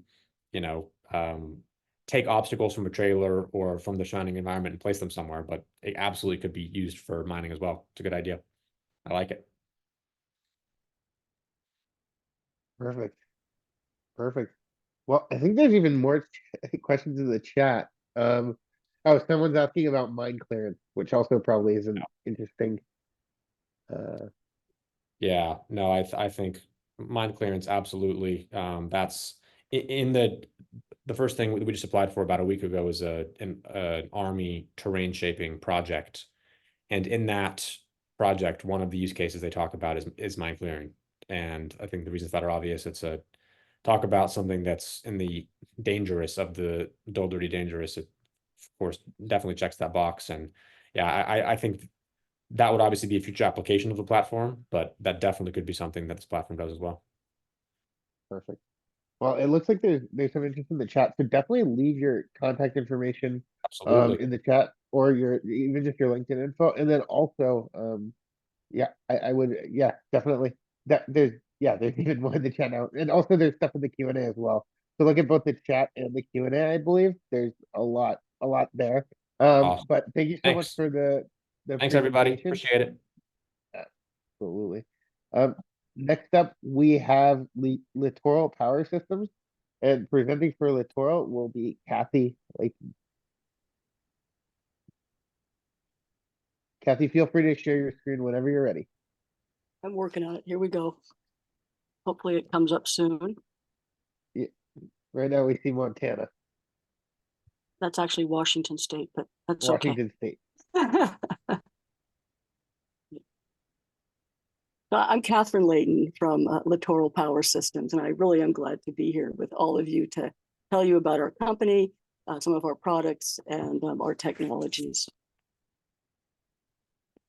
So the Department of Defense is the single largest user of energy in the US, and they have aggressive goals with respect to renewable energy. At Loral Power Systems, LPS, we can help with that through our water power products and technologies. And I say water power because we do have a broad spectrum of water power that we're involved in, not only traditional head-based hydropower, but also in marine energy, as we call it, which relates to devices that harnessed energy from waves and tides and currents out in the ocean or also in rivers. And on the hydropower side of the company, we have been developing products since 2016 with a significant amount of funding from the Department of Energy. We have innovative hydropower products that include turbines. They include prefabricated modular civil works, as well as software to make the installation of hydropower go fast and smooth and easy and be a lot lower risk than traditional approaches. And also, I mean, and all of those attributes result in a hydropower facility that has a lower environmental impact. The hydropower that we can provide scales from the micro side down to less than 100 kilowatts up to utility grade at around 20 megawatts. And these products can be made into kits of parts that can be shipped around the world so that they can be installed either to add power to a non-powered dam or to build a hydropower facility from scratch. While we have focused on the hydropower side for commercialization, we've also been doing extensive research into the marine energy. Now, marine energy, again, is harvesting energy from ocean waves or currents or tides. And we have several projects there. A couple of them are, one of them we're developing a wave energy converter, and this device will be deployed out in the open ocean off the coast of Oregon in a couple of years. This particular device will be optimized for energy extraction by using an advanced wave measurement system, as well as algorithms and AI controls, so that every wave that comes into the system, the energy output is maximized for that particular wave characteristic. We also have an XCT system that harnesses energy from tides and currents.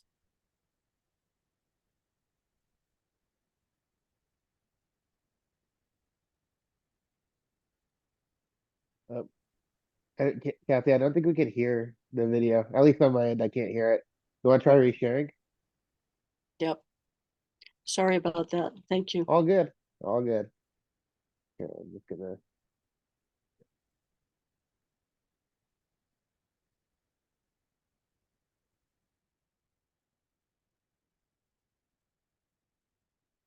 Well, it won't let me select the sound. I apologize for that, everyone.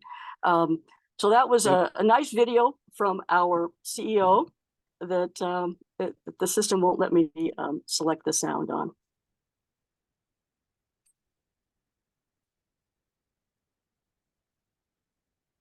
No worries. Well, it's good. We saw those other slides, so all good. I have a question. This is Barb Estes from Wright-Patterson Air Force Base. Kathy, do you have a rapid deployment goal, like being able to basically put this in a box and ship it somewhere to be able to use it in a sort of in a very quick operational capacity, or how long would it take you to employ getting one of these systems up and running? Yeah, so we've looked at that, and of course it depends on how much energy you want or what power capacity. But we've looked at that for something like around a megawatt to a 5 megawatt facility, and typically those kind of small hydropower facilities might take a year or more to install. And based on the operational analysis that we've done, we think that we can get this done in 3 or 4 months.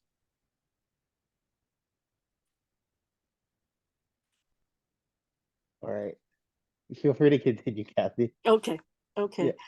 And so these R&D efforts have been getting traction, and we do have a commercial business on the on the hydropower side. We have sales of products and projects across the U.S., and now we'd like to bring those products to the Department of Defense to provide energy for bases, for forward operating bases, and also to provide energy at sea. So right now we're looking for help to find research partners as we continue our research. And we're also beginning to have conversations with investors. We see a huge growth potential in the future, and we're beginning to have conversations with investors to fund that growth. Thank you, and I'm sorry about the video. All good. All good. Well, feel free to ask further questions. I know Barbara asked the question already, but feel free to follow on, and we'll answer them in the order of hands raised. And feel free to also introduce yourself if you haven't spoken yet, so that we have a better idea who you are and what you're asking. Perfect. Lena, go right ahead. Hey, I'm Lena. I'm with Outsiders Fund, a VC firm based in New York City. You're building a lot of different super interesting tech here. And curious how you're prioritizing between these 3 different, they're all hydropower, but all very different segments and very different types of tech, and what that prioritization looks like. Yeah, it's a great question. We get that all the time. But our focus really has been on the hydropower side, because that's commercial. We've got sales. That's where we want to grow the business. But while there is growth in the hydropower market, there's a lot. It seems like that there's a much larger market in marine energy, and so we're trying to get ready for that larger market in the marine energy side. So if you would, if you look at where our resources go, we have a small R&D group, but then we have a focused commercial group, and we actually have a wholly owned subsidiary that's located in Columbus, Ohio. We're in New Bedford, Massachusetts, and our subsidiary in Columbus, Ohio focuses on the commercial side.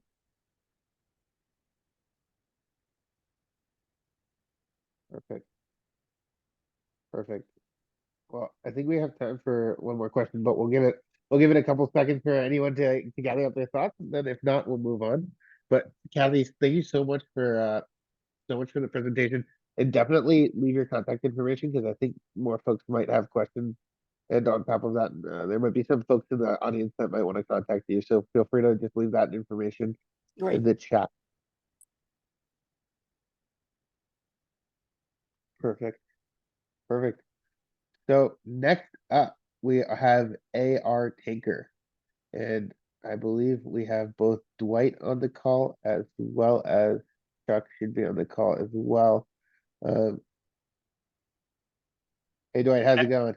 Good, Asher. I'll be doing the briefing. Okay, perfect. Well, Feel free, the floor is yours. Thank you, sir.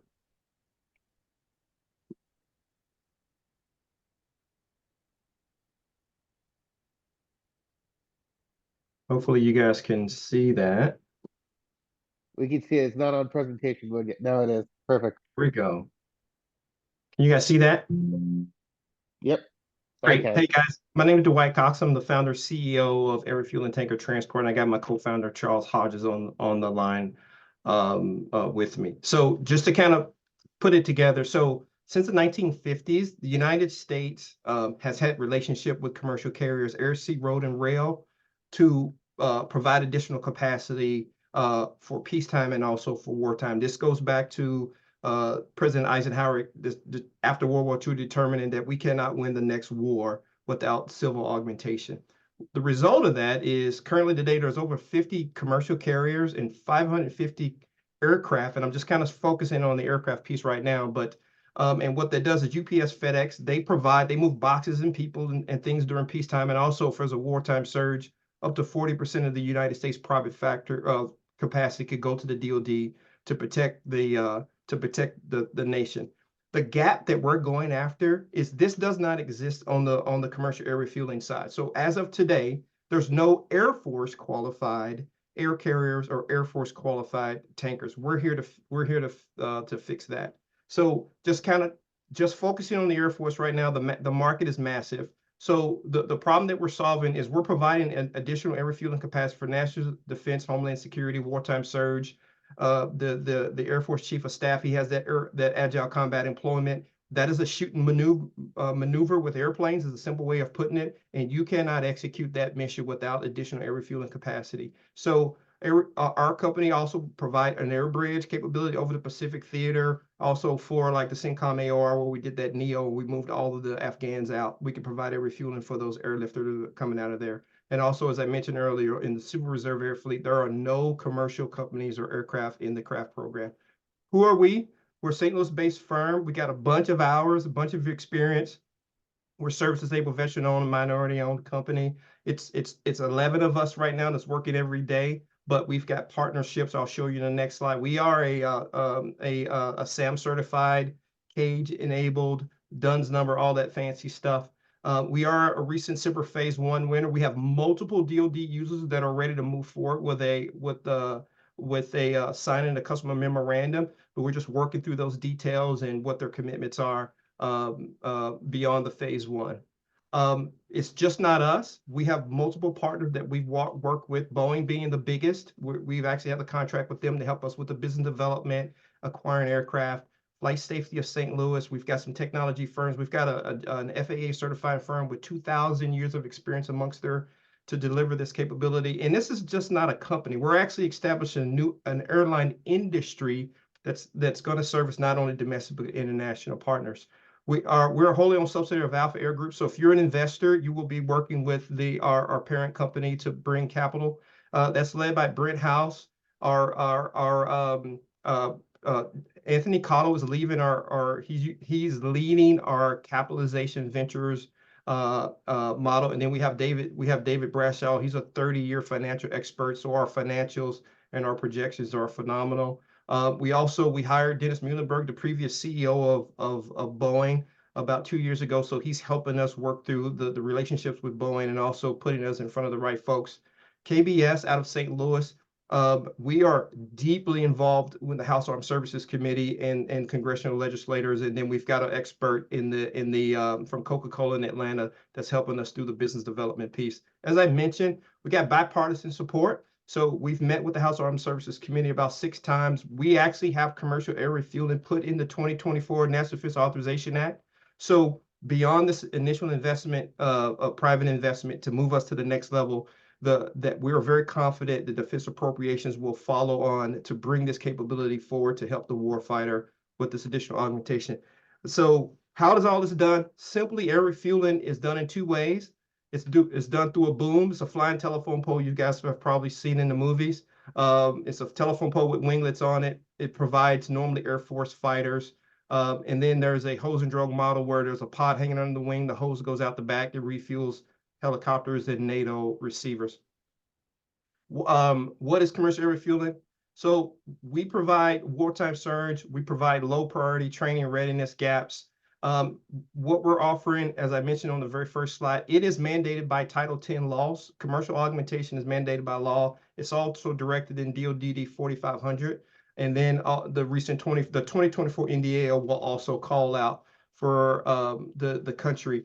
Air refueling in the DOD they've been doing it since the 40s. So I think it's a TRL level 9. I'll show you in a later slide that the Navy, a small representation inside the Navy has been doing it with the contract. I think they're a TRL 9. We're bringing air refueling to a larger DOD and Air Force and civil market, and we think it's a TR level around a 5 or a 6.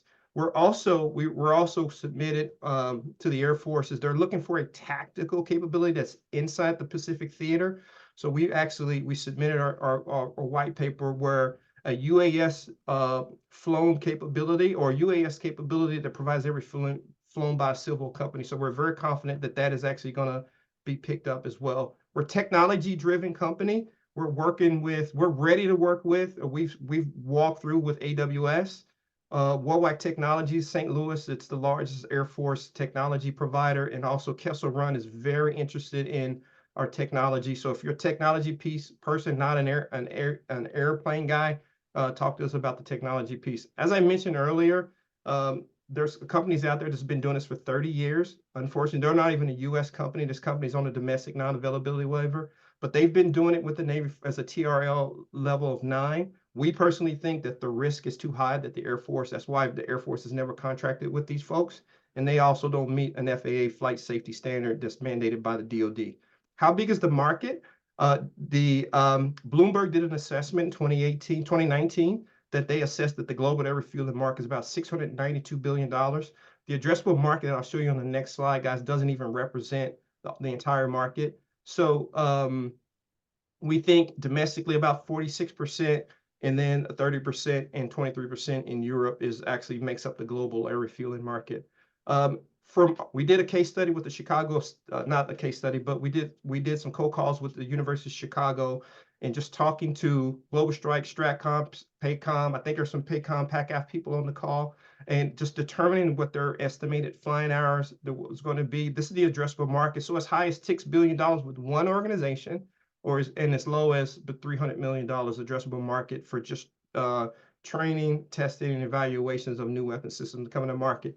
We're working with an OEM to actually acquire some divested aircraft, and that the comptroller the Secretary of Defense comptroller has determined that those assets, that we can get our hands on those assets for actually much less than $2.05 million. So your investment will go towards grabbing some what we call excess defense articles, putting those to work, and then advancing to the next generation of tanker. Our ask, if you're a defense user like Major Huff on the line, if you're a mobility guy, you know air refueling has value, then we're looking for a customer memorandum just to make sure we're backing up ourselves with the other users.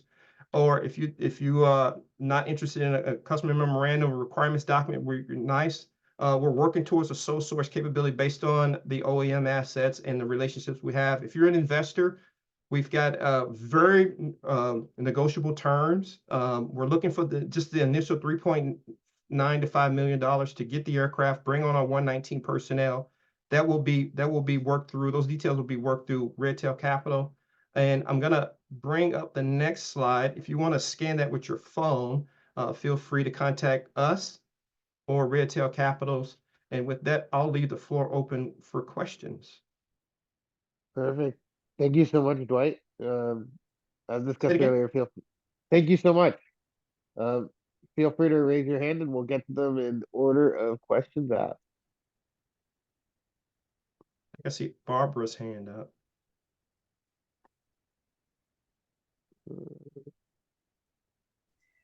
I don't know if my hand is just not down from before, but I have asked you questions before, and I am still trying to connect you with some folks on our end. I do see a need for this, especially to help with the operational planning effort. And obviously, you guys wouldn't be in the actual war zone area, but more on the back end, right? So totally understand how we would use you, and just trying to get you connected to the right people.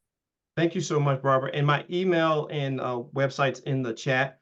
And so really quick, Barbara, for the team, AMC 89 came to us, and one of the things they said, hey, the AMC commander is wondering how will you guys be willing to go actually into the inter ADAS or the inter zone. So I said, I guess if you pay our guys enough money and give them enough insurance protection, I'm sure they'd go in there. So, yeah. Cool.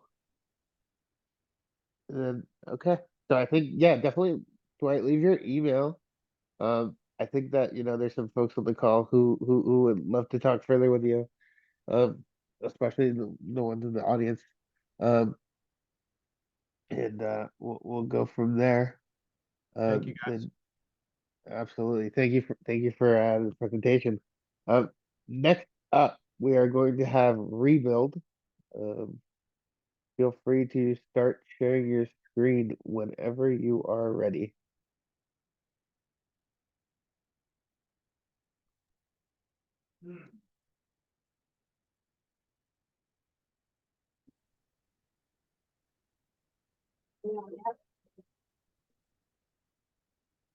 Good afternoon, everybody. Can you hear me okay and see the screen okay? Yep. Well, good afternoon. My name is Eric Smith, VP of Sales for our Components Division with Rebuild Manufacturing, and appreciate the time today. I just wanted to give the company or this audience a brief overview as to who is Rebuild, where we've been, where we are, and where we're going, and then certainly more specific how we participate and contribute in the aero and defense community. I've been with the organization almost 3 years. I'm located just outside of Charlotte, North Carolina. So Rebuild Manufacturing stood up at the end of 2020, really with a mission and a drive to reinvigorate U.S. manufacturing through a series of acquisitions and integrations across various technologies and manufacturing capabilities, and to really integrate those in a very meaningful and collaborative way. So Rebuild raised about $500 million through private investors. We are not private equity, so it is really with an intent for the businesses that we buy to integrate them and hold them in perpetuity. So since over the last 3+ years, we've identified and acquired and integrated 11 independent businesses, and as of last year, we stood up our first brownfield site of almost 200,000 square feet outside of Pittsburgh, Pennsylvania. So we really look at our business and how we participate in the aero and defense sector. We really kind of a brand of box capability through rapid prototype and product innovation and collaborative engagement with our customers. A lot of DFM and design and manufacturing optimization. Certainly have systems productions for downstream and value add subassemblies into primary structure and secondary structure components, blades, landing gear, fuselage, etc.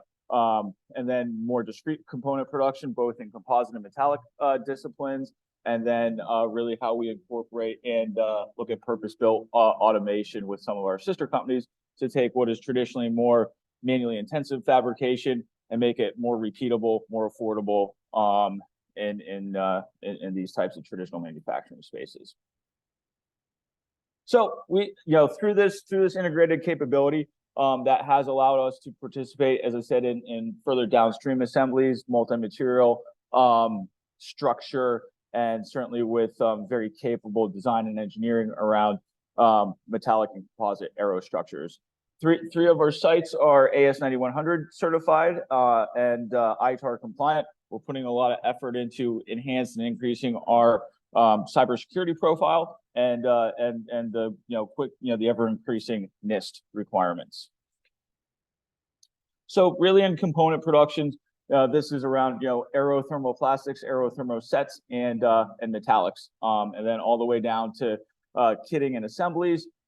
For things like phase maintenance kits for Black Hawk helicopter, we are the only approved global supplier with Sikorsky, and that goes through DLA, the National Guard depots, and into foreign military sales and areas of conflict. So this is a quick snapshot of our current footprint across Rebuild. We're almost 1,000 employees today. Half of those employees through various engineering disciplines, and about 700,000 square feet of manufacturing space. We are headquartered just outside of Boston in Framingham, Massachusetts, and we'll continue to acquire and integrate various technologies and capabilities over time. But this is current state as of rebuild today. Quick overview of our leadership. Both myself and Sean Williams, who's our battery thesis lead, are on and supporting this call. Miles are known, and our chairman Jeff Wilkie, who spun out of Amazon, really kind of credited with developing Amazon's consumer business and what we know as Prime. Him and Miles really stood up the rebuild vision and thesis, and very active and engaged in the business today.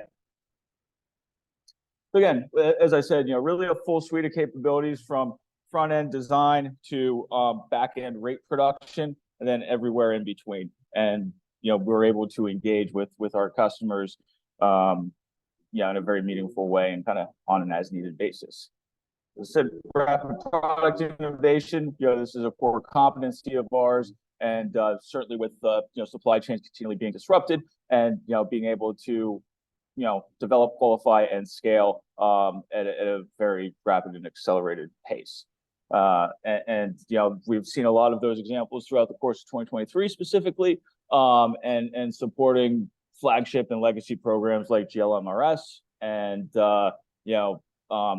certainly various fixed rotorcraft, fixed wing rotorcraft, and really the full suite of air, ground, and sea vehicles. And then, as I said, we're really able to develop and manufacture through the period of performance and for long-term agreements, and rapidly expanding our manufacturing footprint as we speak. Of our components business, about 75% of our total business is supporting some aerospace and or defense platform. So what are we really looking for? We want to continue to grow and increase our relationship across the aerospace and defense community. We've got demonstrated and proven performance across various primes and OEMs, and often are credited and get the corresponding accolades, such as supplier performance, supplier of the year performance with Sikorsky, Boeing, etc. One meaningful thing I did want to call out here: 2 of our sites are currently pursuing NADCAP accreditation. So certainly, as we look at the engine community, that becomes much more important for content and structure in those types of application spaces. So with that, I will. I know that's 10 minutes is not a lot of time, but I will stop there with any questions, and thank you for your time. Perfect. Thank you so much, Eric. All right. We'll get to the questions in order of hands raised. All right, Lisa, you're up. There's one question. Should I answer this question? There's one question if we're working with AFRL. The answer is yes. So we do work with AFRL out of Wright-Patt, and actively working with Army Research Lab out of Aberdeen. So we are familiar with the program offices, and then certainly the different research labs across the various branches. All right, Lisa, you're up. I'm curious about what the technologies that you use. Are you doing anything around 3D printing? Yes, Lisa, we do a little bit. I wouldn't consider that a core competency of ours yet. We do have, we're looking at it. So several of the technologies that we're looking at and really want to identify a good acquisition partner is additive, injection molding, and metal forging and then casting. So we're familiar with the technology, but I wouldn't say we have, I mean, just to be honest, I wouldn't say we have a well-developed manufacturing footprint around 3D printing today, but it is definitely on our roadmap. Perfect. Perfect. All right, we have time for one more question, and I'll give about 5 seconds to get your thoughts in order in case you have it. Otherwise, we shall continue on. All right. Thank you so much, Eric. And make sure to leave your contact information in the chat for anyone who has further questions but didn't think of it in time or wants to talk more offline. Absolutely. Don't hesitate to reach out, and appreciate the time today. Absolutely. Thank you, Eric. All right. Next up, we have Vici Robotics. Feel free to begin the presentation whenever you're ready. All right, thank you so much. So I'm going to share my screen here. Yep. Get started.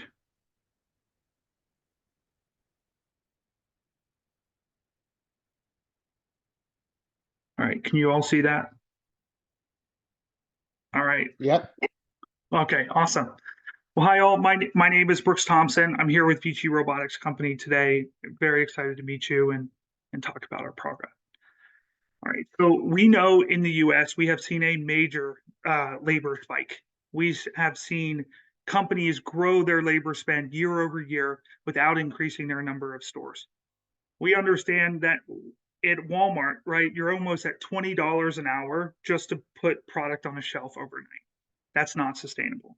But at VG Robotics, we can solve that. We make robotic workers that automate manual labor in almost any type of industry, retail, manufacturing, warehousing. What we do is we have an AMR that's attached to our own arm that actually puts product on shelves and then takes it off. We'll explain that a little bit more here. The thing that makes us different than a lot of other robotics companies is that we have a focus, right? We like to land and then expand, right? And I'll explain that a little bit here. We're industry specific focused. So we've always thought about solving one problem and then creating a roadmap with our customers to solve the rest of theirs. Let me explain here. Here, you can see Vici on the left and Google on the right here. We're doing almost the exact same task, which is picking up a product and then putting it down on a place, right? Our cycle time is double the time, double as fast. And because we're industry focused, we're not trying to boil an ocean and create a general purpose robot. We're trying to solve problems and then prove the ROI. The second here for us is to expand. We like to be adaptable. We don't like to influence any type of infrastructure changes and create a bunch of uptime or upfront time for us to get scaled. Here is a great company. We know the founders. Here's Fabric, right? They're an MFC. They have immense e-commerce ability here, but it takes a ton of time to scale because you have to build a new building, you have to level a floor, you have to put up racking, you have to get all the infrastructure put in, and that takes time. And what that's done is slowed down their scale at every customer they've had. Here's Vici. We drop right into a facility, map the area, and then can navigate directly to an item, right? It's very easy. We involve no infrastructure changes and allows us to get work done on day one. Like I said, our core technology has been in retail. That's where we focused our first effort, and that's been our beachhead. We've had some success with shelf stocking, which is putting product on the shelf, any type of box, bottle, cans, or jugs, right? The second is order selection. So it's taking those exact same items, taking them off a shelf, and then fulfilling that to an order. Think about it as almost you can create your own autonomous zone, right? Where you're putting products in an area and taking them out all with one product and one robot. And then while we're in there, we're creating tons of data, inventory data, accuracy data, and then we can use that to audit and understand how the ordering process needs to be improved. So far, we have two veins of traction. Northgate Market is our customer, our biggest customer, which is we've already had a pilot signed. We're completing that pilot in Q1 of this year, and we're looking to expand in late Q4. And then the second is partnerships. We have a great relationship with Microsoft, and we have been joining their premier partners, help them help us focus on retail automation and robotic growth, while we take some of the partnership values of compute capabilities and some of those really big minds over at Microsoft. Our leadership is really three co-founders, myself, my CEO, Kyle, and my CTO, Ferris. We have an extensive background, Google, NASA, myself, I've worked in retail for years, and that helps us understand broad problems and come up with solutions. We also have an immense advisory board of three gentlemen here, Ron, Mike, and Rich, come from all different backgrounds, from e-commerce, in-store operations, and in the medical field, but Rich actually is our investor advisor. He helps us understand the more complicated nuances of running a business. So our ask here today is really, we're looking for time to enhance our systems, scale our operations, so that we can show up on day one for customers and solve more automation issues, in turn, increasing our ROI. And we think that today, if we align with the right partners for an MOU, and that would lead to contracts with achievable lead times that we can deliver our product so it's a seamless solution. And that's the end. Thank you. Perfect. Thank you. All right, time for questions. Feel free to begin raising your hands, and whenever you're ready, we'll get to it. Noah, go ahead. Yep. Hey, do you guys build the ARM or just the software side and the rest of the Yep. platform? So we build everything, all of it is manufactured by us other than the ARM. So it's a UR ARM, but we build the AMR, we build the elevators, all the cubbies and everything, and the software all included. Got it. And can you talk a little bit about how aside from the restocking piece, how does the rest of the process work? Does a person have to load the boxes on? How does it know where it's going? How does it know to put stuff in the right shelves? Yeah. The rest So of the supply chain. Yeah. So the whole con ops really you think about it as, we have something called a U-boat. It's a basically, think about it as almost like a little slide where products are actually put at the end of it. It's actually inducted into the robot, into those cubby holes, and allows us to actually work autonomously for about 1 to 1.5 hours, depending on the size of the box, right? Once that's done, I talked about the mapping. So we have an intense set of LiDARs and cameras on the robot. And what we do is we mark throughout the entire store or in a warehouse any tags or nomenclatures of where that product should go. We do that mapping as many times as we need to. Once a day, twice a day, once a week, doesn't matter. We can map it, and then we come up with a geographical, we call it a realogram, which is exactly what the environment really looks like. And then we can navigate the robot to that space for whatever is on the product, right? And we use camera vision and AI to understand that map so that then the navigation is completely autonomous once the mapping has been complete. Got it. So you build essentially a digital twin inside your software over the inside of a grocery store. Yes. So does this function during the day when customers are about? And then the other side, how long does it take for you to build that twin with enough accuracy that you can actually function autonomously? Yeah. So we don't operate around people at the moment in a grocery store. We do operate around associates though. And so we operate at night. So we're doing night stocking in stores. In a warehouse environment, our ROI goes up immensely, or a manufacturing environment, because we can only work during that night shift. We're really limited to 8 to 10 hours of operation time, where if we're in an environment where it's only associates, we can operate in that for 24 hours with one battery change a day, right? The second part where you said about the mapping experience, that takes about 2 to 3 days the first time you do it, right? Because then you're using the LiDAR system to really kind of depth and create that map. The second and the third and all the future ones just take about 2 to 3 hours. So that the time it takes to navigate through the building to just make sure everything was right, and then understand where the products have changed. Now in this application, when we're talking about, to this MOU club, I know our experience is in retail. We're very easily able to adapt that to any type of racking systems or manufacturing environments where you really need to move products from A to B. We've been approached by reverse logistics companies all the way to manufacturing companies because they have a problem with that exact task and the labor is just continuing to increase. Lisa? So I just have a question. Is there a weight limit to how much the arm can pick up? And do you have different arms for different weights?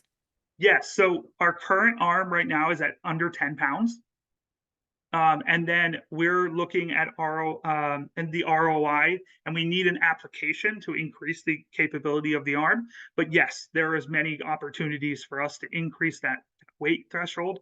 The biggest problem actually is the size of the box. The weight is less of a concern, the size of the box. So if you think about in our world, it's the 48 pack of toilet tissue. That's our max, right? That's what the max we can lift. But then we can lift something 10 pounds, the size of a lead brick, right? So. Perfect. Perfect. Thank you so much. That was a really interesting presentation. And there's a few questions in the Q&A for you. So make sure to get to them and make sure to leave your email as well. Next, looks like that one. Yep. Next up, we have Intergalactic Space. And presenting, I believe, is Nick. Nick, whenever you're ready, feel free to go right ahead. All right. Thanks, Asher. Can you hear me all right? Absolutely. Yep, loud and clear. Excellent. Hello, everyone. Thanks for taking the time to listen in today. Just get this pulled up here. My name is Nick Kaiser. I'm the Chief Technology Officer with Intergalactic, and I'll get right into things.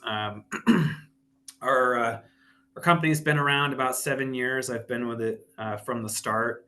And really what we do is solve thermal management problems, particularly in the aerospace world, though we're starting to expand beyond that. We got started solving some problems in some next generation EOIR pods on some Air Force and Navy aircraft. That's kind of a niche area that we started out and have kind of expanded out beyond that. So a lot of different airborne platforms in the Air Force and other branches that we're working with. Some work with the Navy and Army as well on rotorcraft and some naval applications as well. And then more recently, been expanding into the civil space, especially around electric flight, eVTOL world, things like that. And also in space, particularly with some of the lunar surface development and Artemis program, things like that. But really the company was formed recognizing that, thermal is a problem that no one really wants to think about, but is only getting worse. Capability of electronic equipment is only increasing. Heat loads are only increasing. Temperatures are only going up. And the technology to deal with that really hadn't advanced in quite a long time. A lot of what's being done is taking legacy solutions and just continuing to scale them. And it gets to a point where that's just not viable anymore. It truly becomes a constraining problem. At worst, where it's holding up development of new capabilities, or it's just adding a lot of weight and power draw onto aircraft or spacecraft, which no one really wants. So we offer currently a number of different solutions. Things like aircraft, traditional environmental control systems, heating, cooling, ventilation, specialty mission equipment cooling. Really any kind of thermal problem, we're willing to take a look at. But if you kind of boil down our current offerings and some of the new technology we're developing, the focus is, high performance, increasing heat loads, as small, lightweight, and efficient as possible. And then some other benefits that we bring to the table are, more intelligent systems, predictive health monitoring, things like that. And then also an embrace of just the high voltage DC world that we live in. The military has been moving to 270 volt for some time, and we're all over that. And then a lot of the new electric flight platforms are up in the 900 plus volt DC world, and we're developing solutions to support that. And just high level, happy to answer questions or get into detail. But the way we accomplish that is we have a number of differentiating components that go into our systems that we develop, particularly microtube heat exchanger technology that really offers a very significant step change weight and size advantage compared to legacy heat exchanger technology. Some other material advancements, things like that. Like I said before, native high voltage and intelligence in the systems, as well as a real embrace of model-based design and software optimization of the systems. I mentioned this is really the foundational technology that got the company started. We've put a lot of time and effort into maturing this and continue to improve it. But this is a heat exchanger technology that can be 1/2 to 1/3 the size and weight of plate fin heat exchangers, which are the kind of ubiquitous heat exchanger technology that's been in aerospace for 50 plus years. So it really can leverage a lot of significant advantages out of this technology. In addition to that, we're a systems company, so we work with really all the constituent parts of various thermal management systems, compressors, different manifolds, heating, any kind of solution that's needed for thermal management. And I'm just going to hop over here. Actually got the wrong one there. There we go. A big embrace of model-based design. Obviously, there's a lot of buzzwords and stuff thrown around out there having to do with this, but we've really been able to leverage a lot of advantages, both at the component and system level, optimizing the solutions that we're able to offer, but also better integrating with the airframers or end users of the products. And as far as use cases, we're really all over the place. Like I mentioned, we kind of got started in the pod thermal management niche for sensor enhancements, electronic warfare, things like that. There's a lot of need, obviously, in the directed energy space, huge cooling loads on aircraft, kind of unprecedented loads. Traditional air vehicle thermal management, fighter jets, helicopters, you name it. All of those platforms are seeing significantly larger heat loads. Ground vehicles, high performance radars, and space I mentioned as well. There's some lunar surface vehicle renderings there. There's some interest in that space as well. So these are kind of a scattering of applications that we've seen and some we're participating in. But it really, any of these and anything in between. Quick glimpse of the team. There's me, some of my colleagues. Most of us come out of the aerospace industry. A lot of big players that you see here on the screen. And what we're really after are a few things. In our short history, we have connected with a lot of people, but this is a very big, it's a big and small industry at the same time. It's funny, but really just continuing to get more awareness out there. Look for more constraining problems in different areas, different programs and platforms, and make more introductions. We are interested in SBIRs and that might fit, and partners that are willing to talk about that. We also are seeking growth funding at this time. So really a lot of different interests out there, and we've got a lot going on. And that's it. Nice. Thank you so much, Nick. It looks like Lena has the first question. Hey, yeah, thank you. Trying to understand the scalability here and to how customized each of these applications need to be. So when new customer approaches you, trying to understand sort of the process by which it takes to get them this customized sort of thermal application and how much work will be on your end. Yeah, that's a good question. It's kind of dependent, our architectures are very modular and scalable. And over time, we're building up a larger catalog of existing parts to be able to use. So, there could be a platform where we might have an existing set of parts we can put together to solve the problem. There might be another one where we need to modify or grow some parts, and it's a little bit more work. When we got started out, everything was custom because we had nothing. But we've been working to kind of build up a set of building blocks, if you will. But we do service a pretty wide range of thermal problems. Anything from a few hundred watts, like a small, just some box, all the way up to the hundreds of kilowatts on some sort of large special mission aircraft and things like that.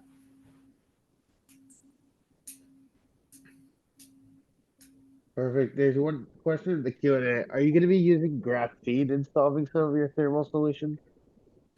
Yes. In fact, I don't have it in the deck here, but one of the newer technologies that we're working on and might be a good fit for the right SBIR or other grant or something like that is it's actually a graphite composite cold plate. So most cold plates are just made out of aluminum.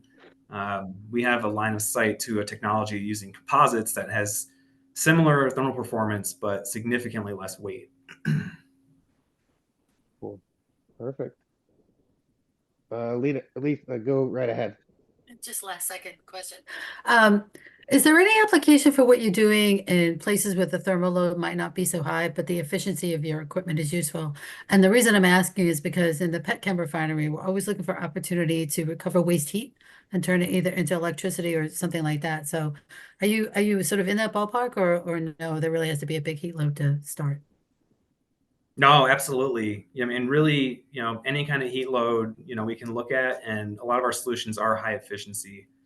And that is something we've looked at a little bit. We haven't gotten into too much, but there's definitely applicability to waste heat recovery.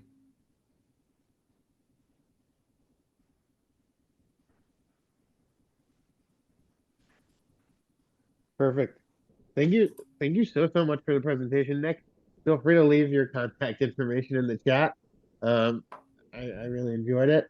Next up, last but Thanks, not everybody. least, absolutely, thank you.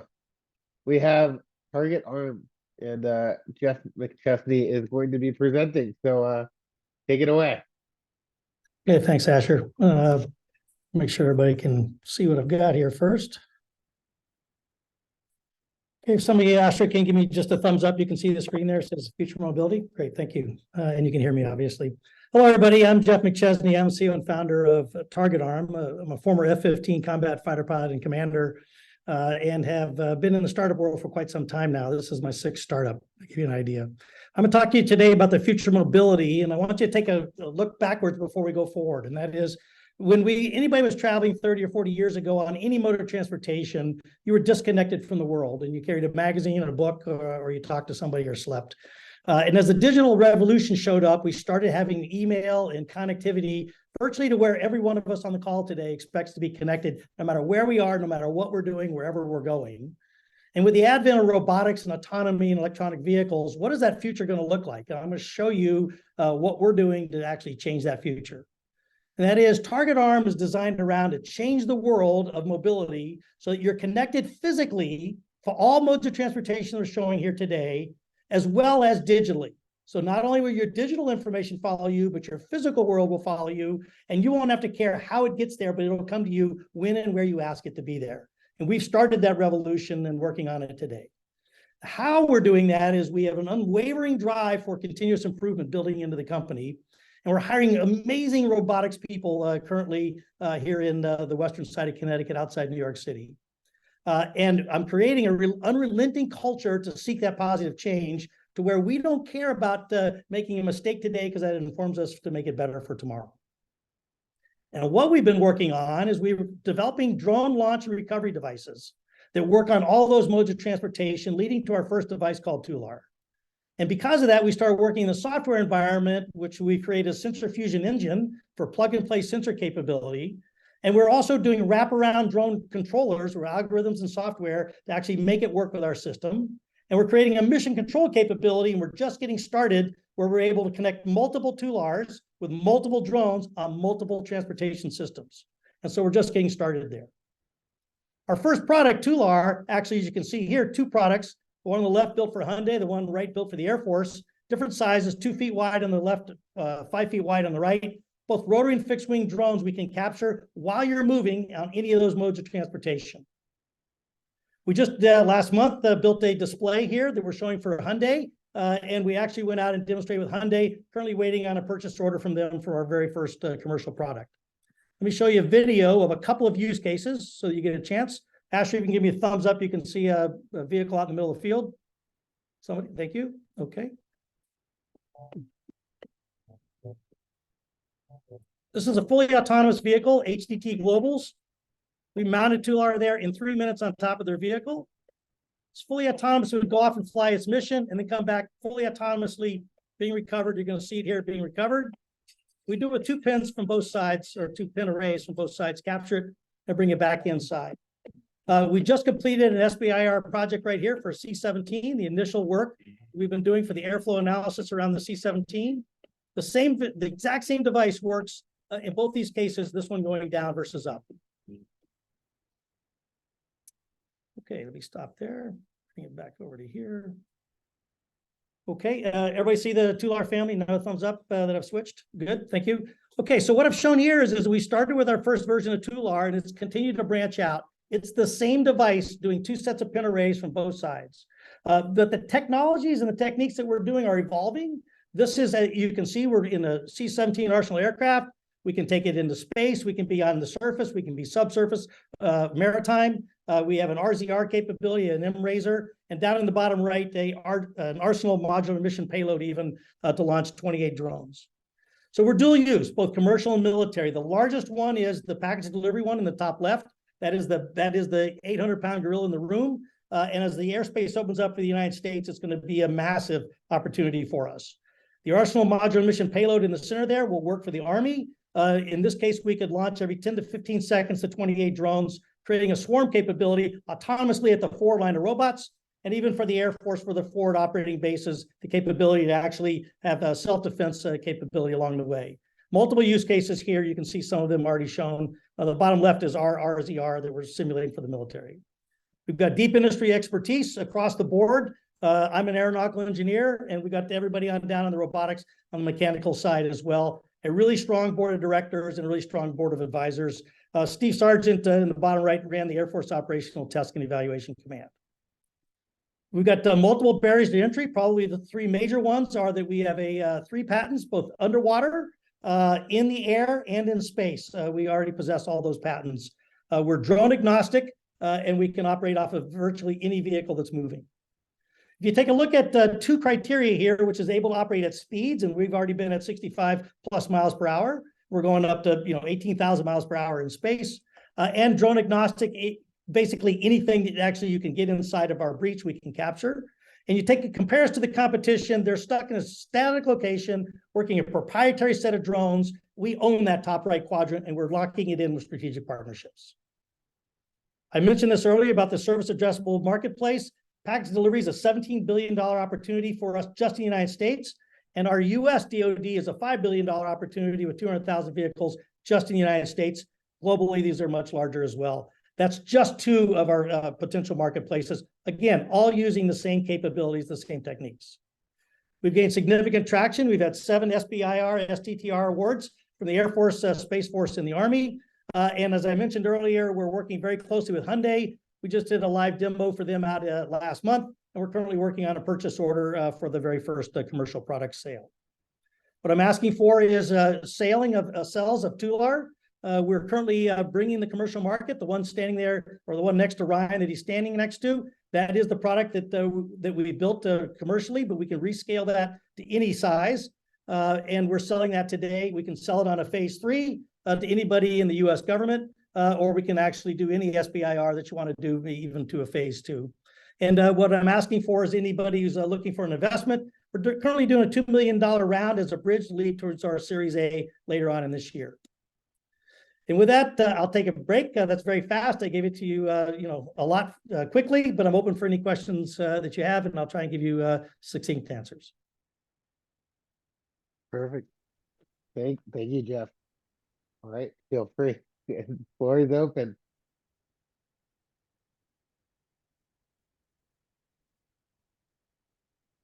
I mean, if no one else has questions, I'll give them some time to warm up. But Jeff, can you tell us a little bit some more use cases for Tular? I know that there's a lot more than I think I even know, probably.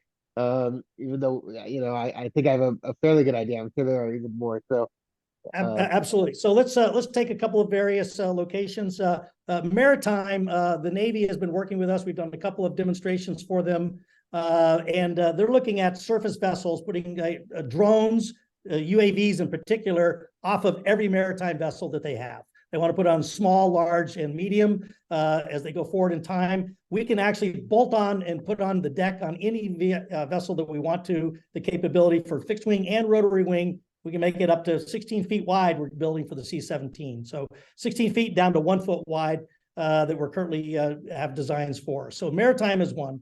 Underwater is a much more difficult problem. Our system will work underwater, but it's a much more difficult brine and hydrostatic problem that we've got, and hydrodynamic problem, but it'll work underwater, the same concept. In the air, we've got the UAV capability, we've got package delivery, we have oil and gas inspections, especially offshore, wind farms, offshore, launch from the wind farm, wind turbine generator, go and do inspections and come back. And you can do that from 2,000 miles away, to give you an example. We can do line inspections for oil and gas. We can do fire, police, railway inspections, bridge inspections, across the board without having to stop, even on a highway like an interstate, launch a drone, check the bridge out, come back and pick it up without having to stop and stop all the traffic while you're doing it. These kinds of use cases are already in discussions across multiple DOTs and capabilities across the United States. Also in the air for the capability here for the C-17, we've just completed an SBIR phase 2 with the Air Force down at McGuire. That's to be able to launch and recover a UCAV or a CCA off of a C-17. And all the airflow analysis is all thumbs up green. We're ready to move to the next level with them as well. In space, we had a Space Force contract in particular. It's for non-cooperative target capture. So you can put those words together and go, that means capturing something and exploiting it if you wanted to. We take TULAR and turn it around and make it forward. And so you get to plane in orbit. You can go by and pick it up. Think of a Pac-Man coming by, picking up other satellites or picking up debris. Both of those are use cases, one commercial, one on the military side. That's just a smattering. I think Barbara has a question. Good. Hi, Barbara, yeah, it's Barb from Ohio. First of all, this is really great, it's awesome. So I look forward to seeing these play out in some of our future exercises. Are you open to UK, Canada, Australia market? Yes, over? absolutely. So I have actually sent a couple of proposals into the UK already. We're even open to the Ukrainians. The Ukrainians have already been here to our lab, and we're in conversations with them as well. I just recently got a contact from Australia asking me, and then we're trying to work with Rheinmetall Canada actually to go up to Canada at the same time. So we are open to international, and I don't see any major problems with that, other than the set of nations that we don't want to be dealing with. Does that help you, Barbara? Did I answer for you? Yes, sir. Thank you so much. It's very helpful. I will also see if I can reach out to the people that I know in those areas and make sure that you're hooked up with UK, especially UK and Australia. Over. Yeah, absolutely. They'd be happy to do it. Again, we have had multiple contacts in both countries. Actually, Scotland has been trying to get me to go to Scotland to set up a shop there, but that's a fairly long place for me to set up my shop yet. That's awesome. That's awesome. All right, perfect. If there are no other questions, I mean, I know you already left some of your contact information, Jeff. And I know since it's the last presentation, also it's probably better that you did. But if anyone wants to reach out to Jeff, take these last few minutes to quickly copy down his email. But thank you so much for everyone who joined and all the companies that presented. We really appreciate everyone making the time and coming out. And thank you again for another fantastic showcase.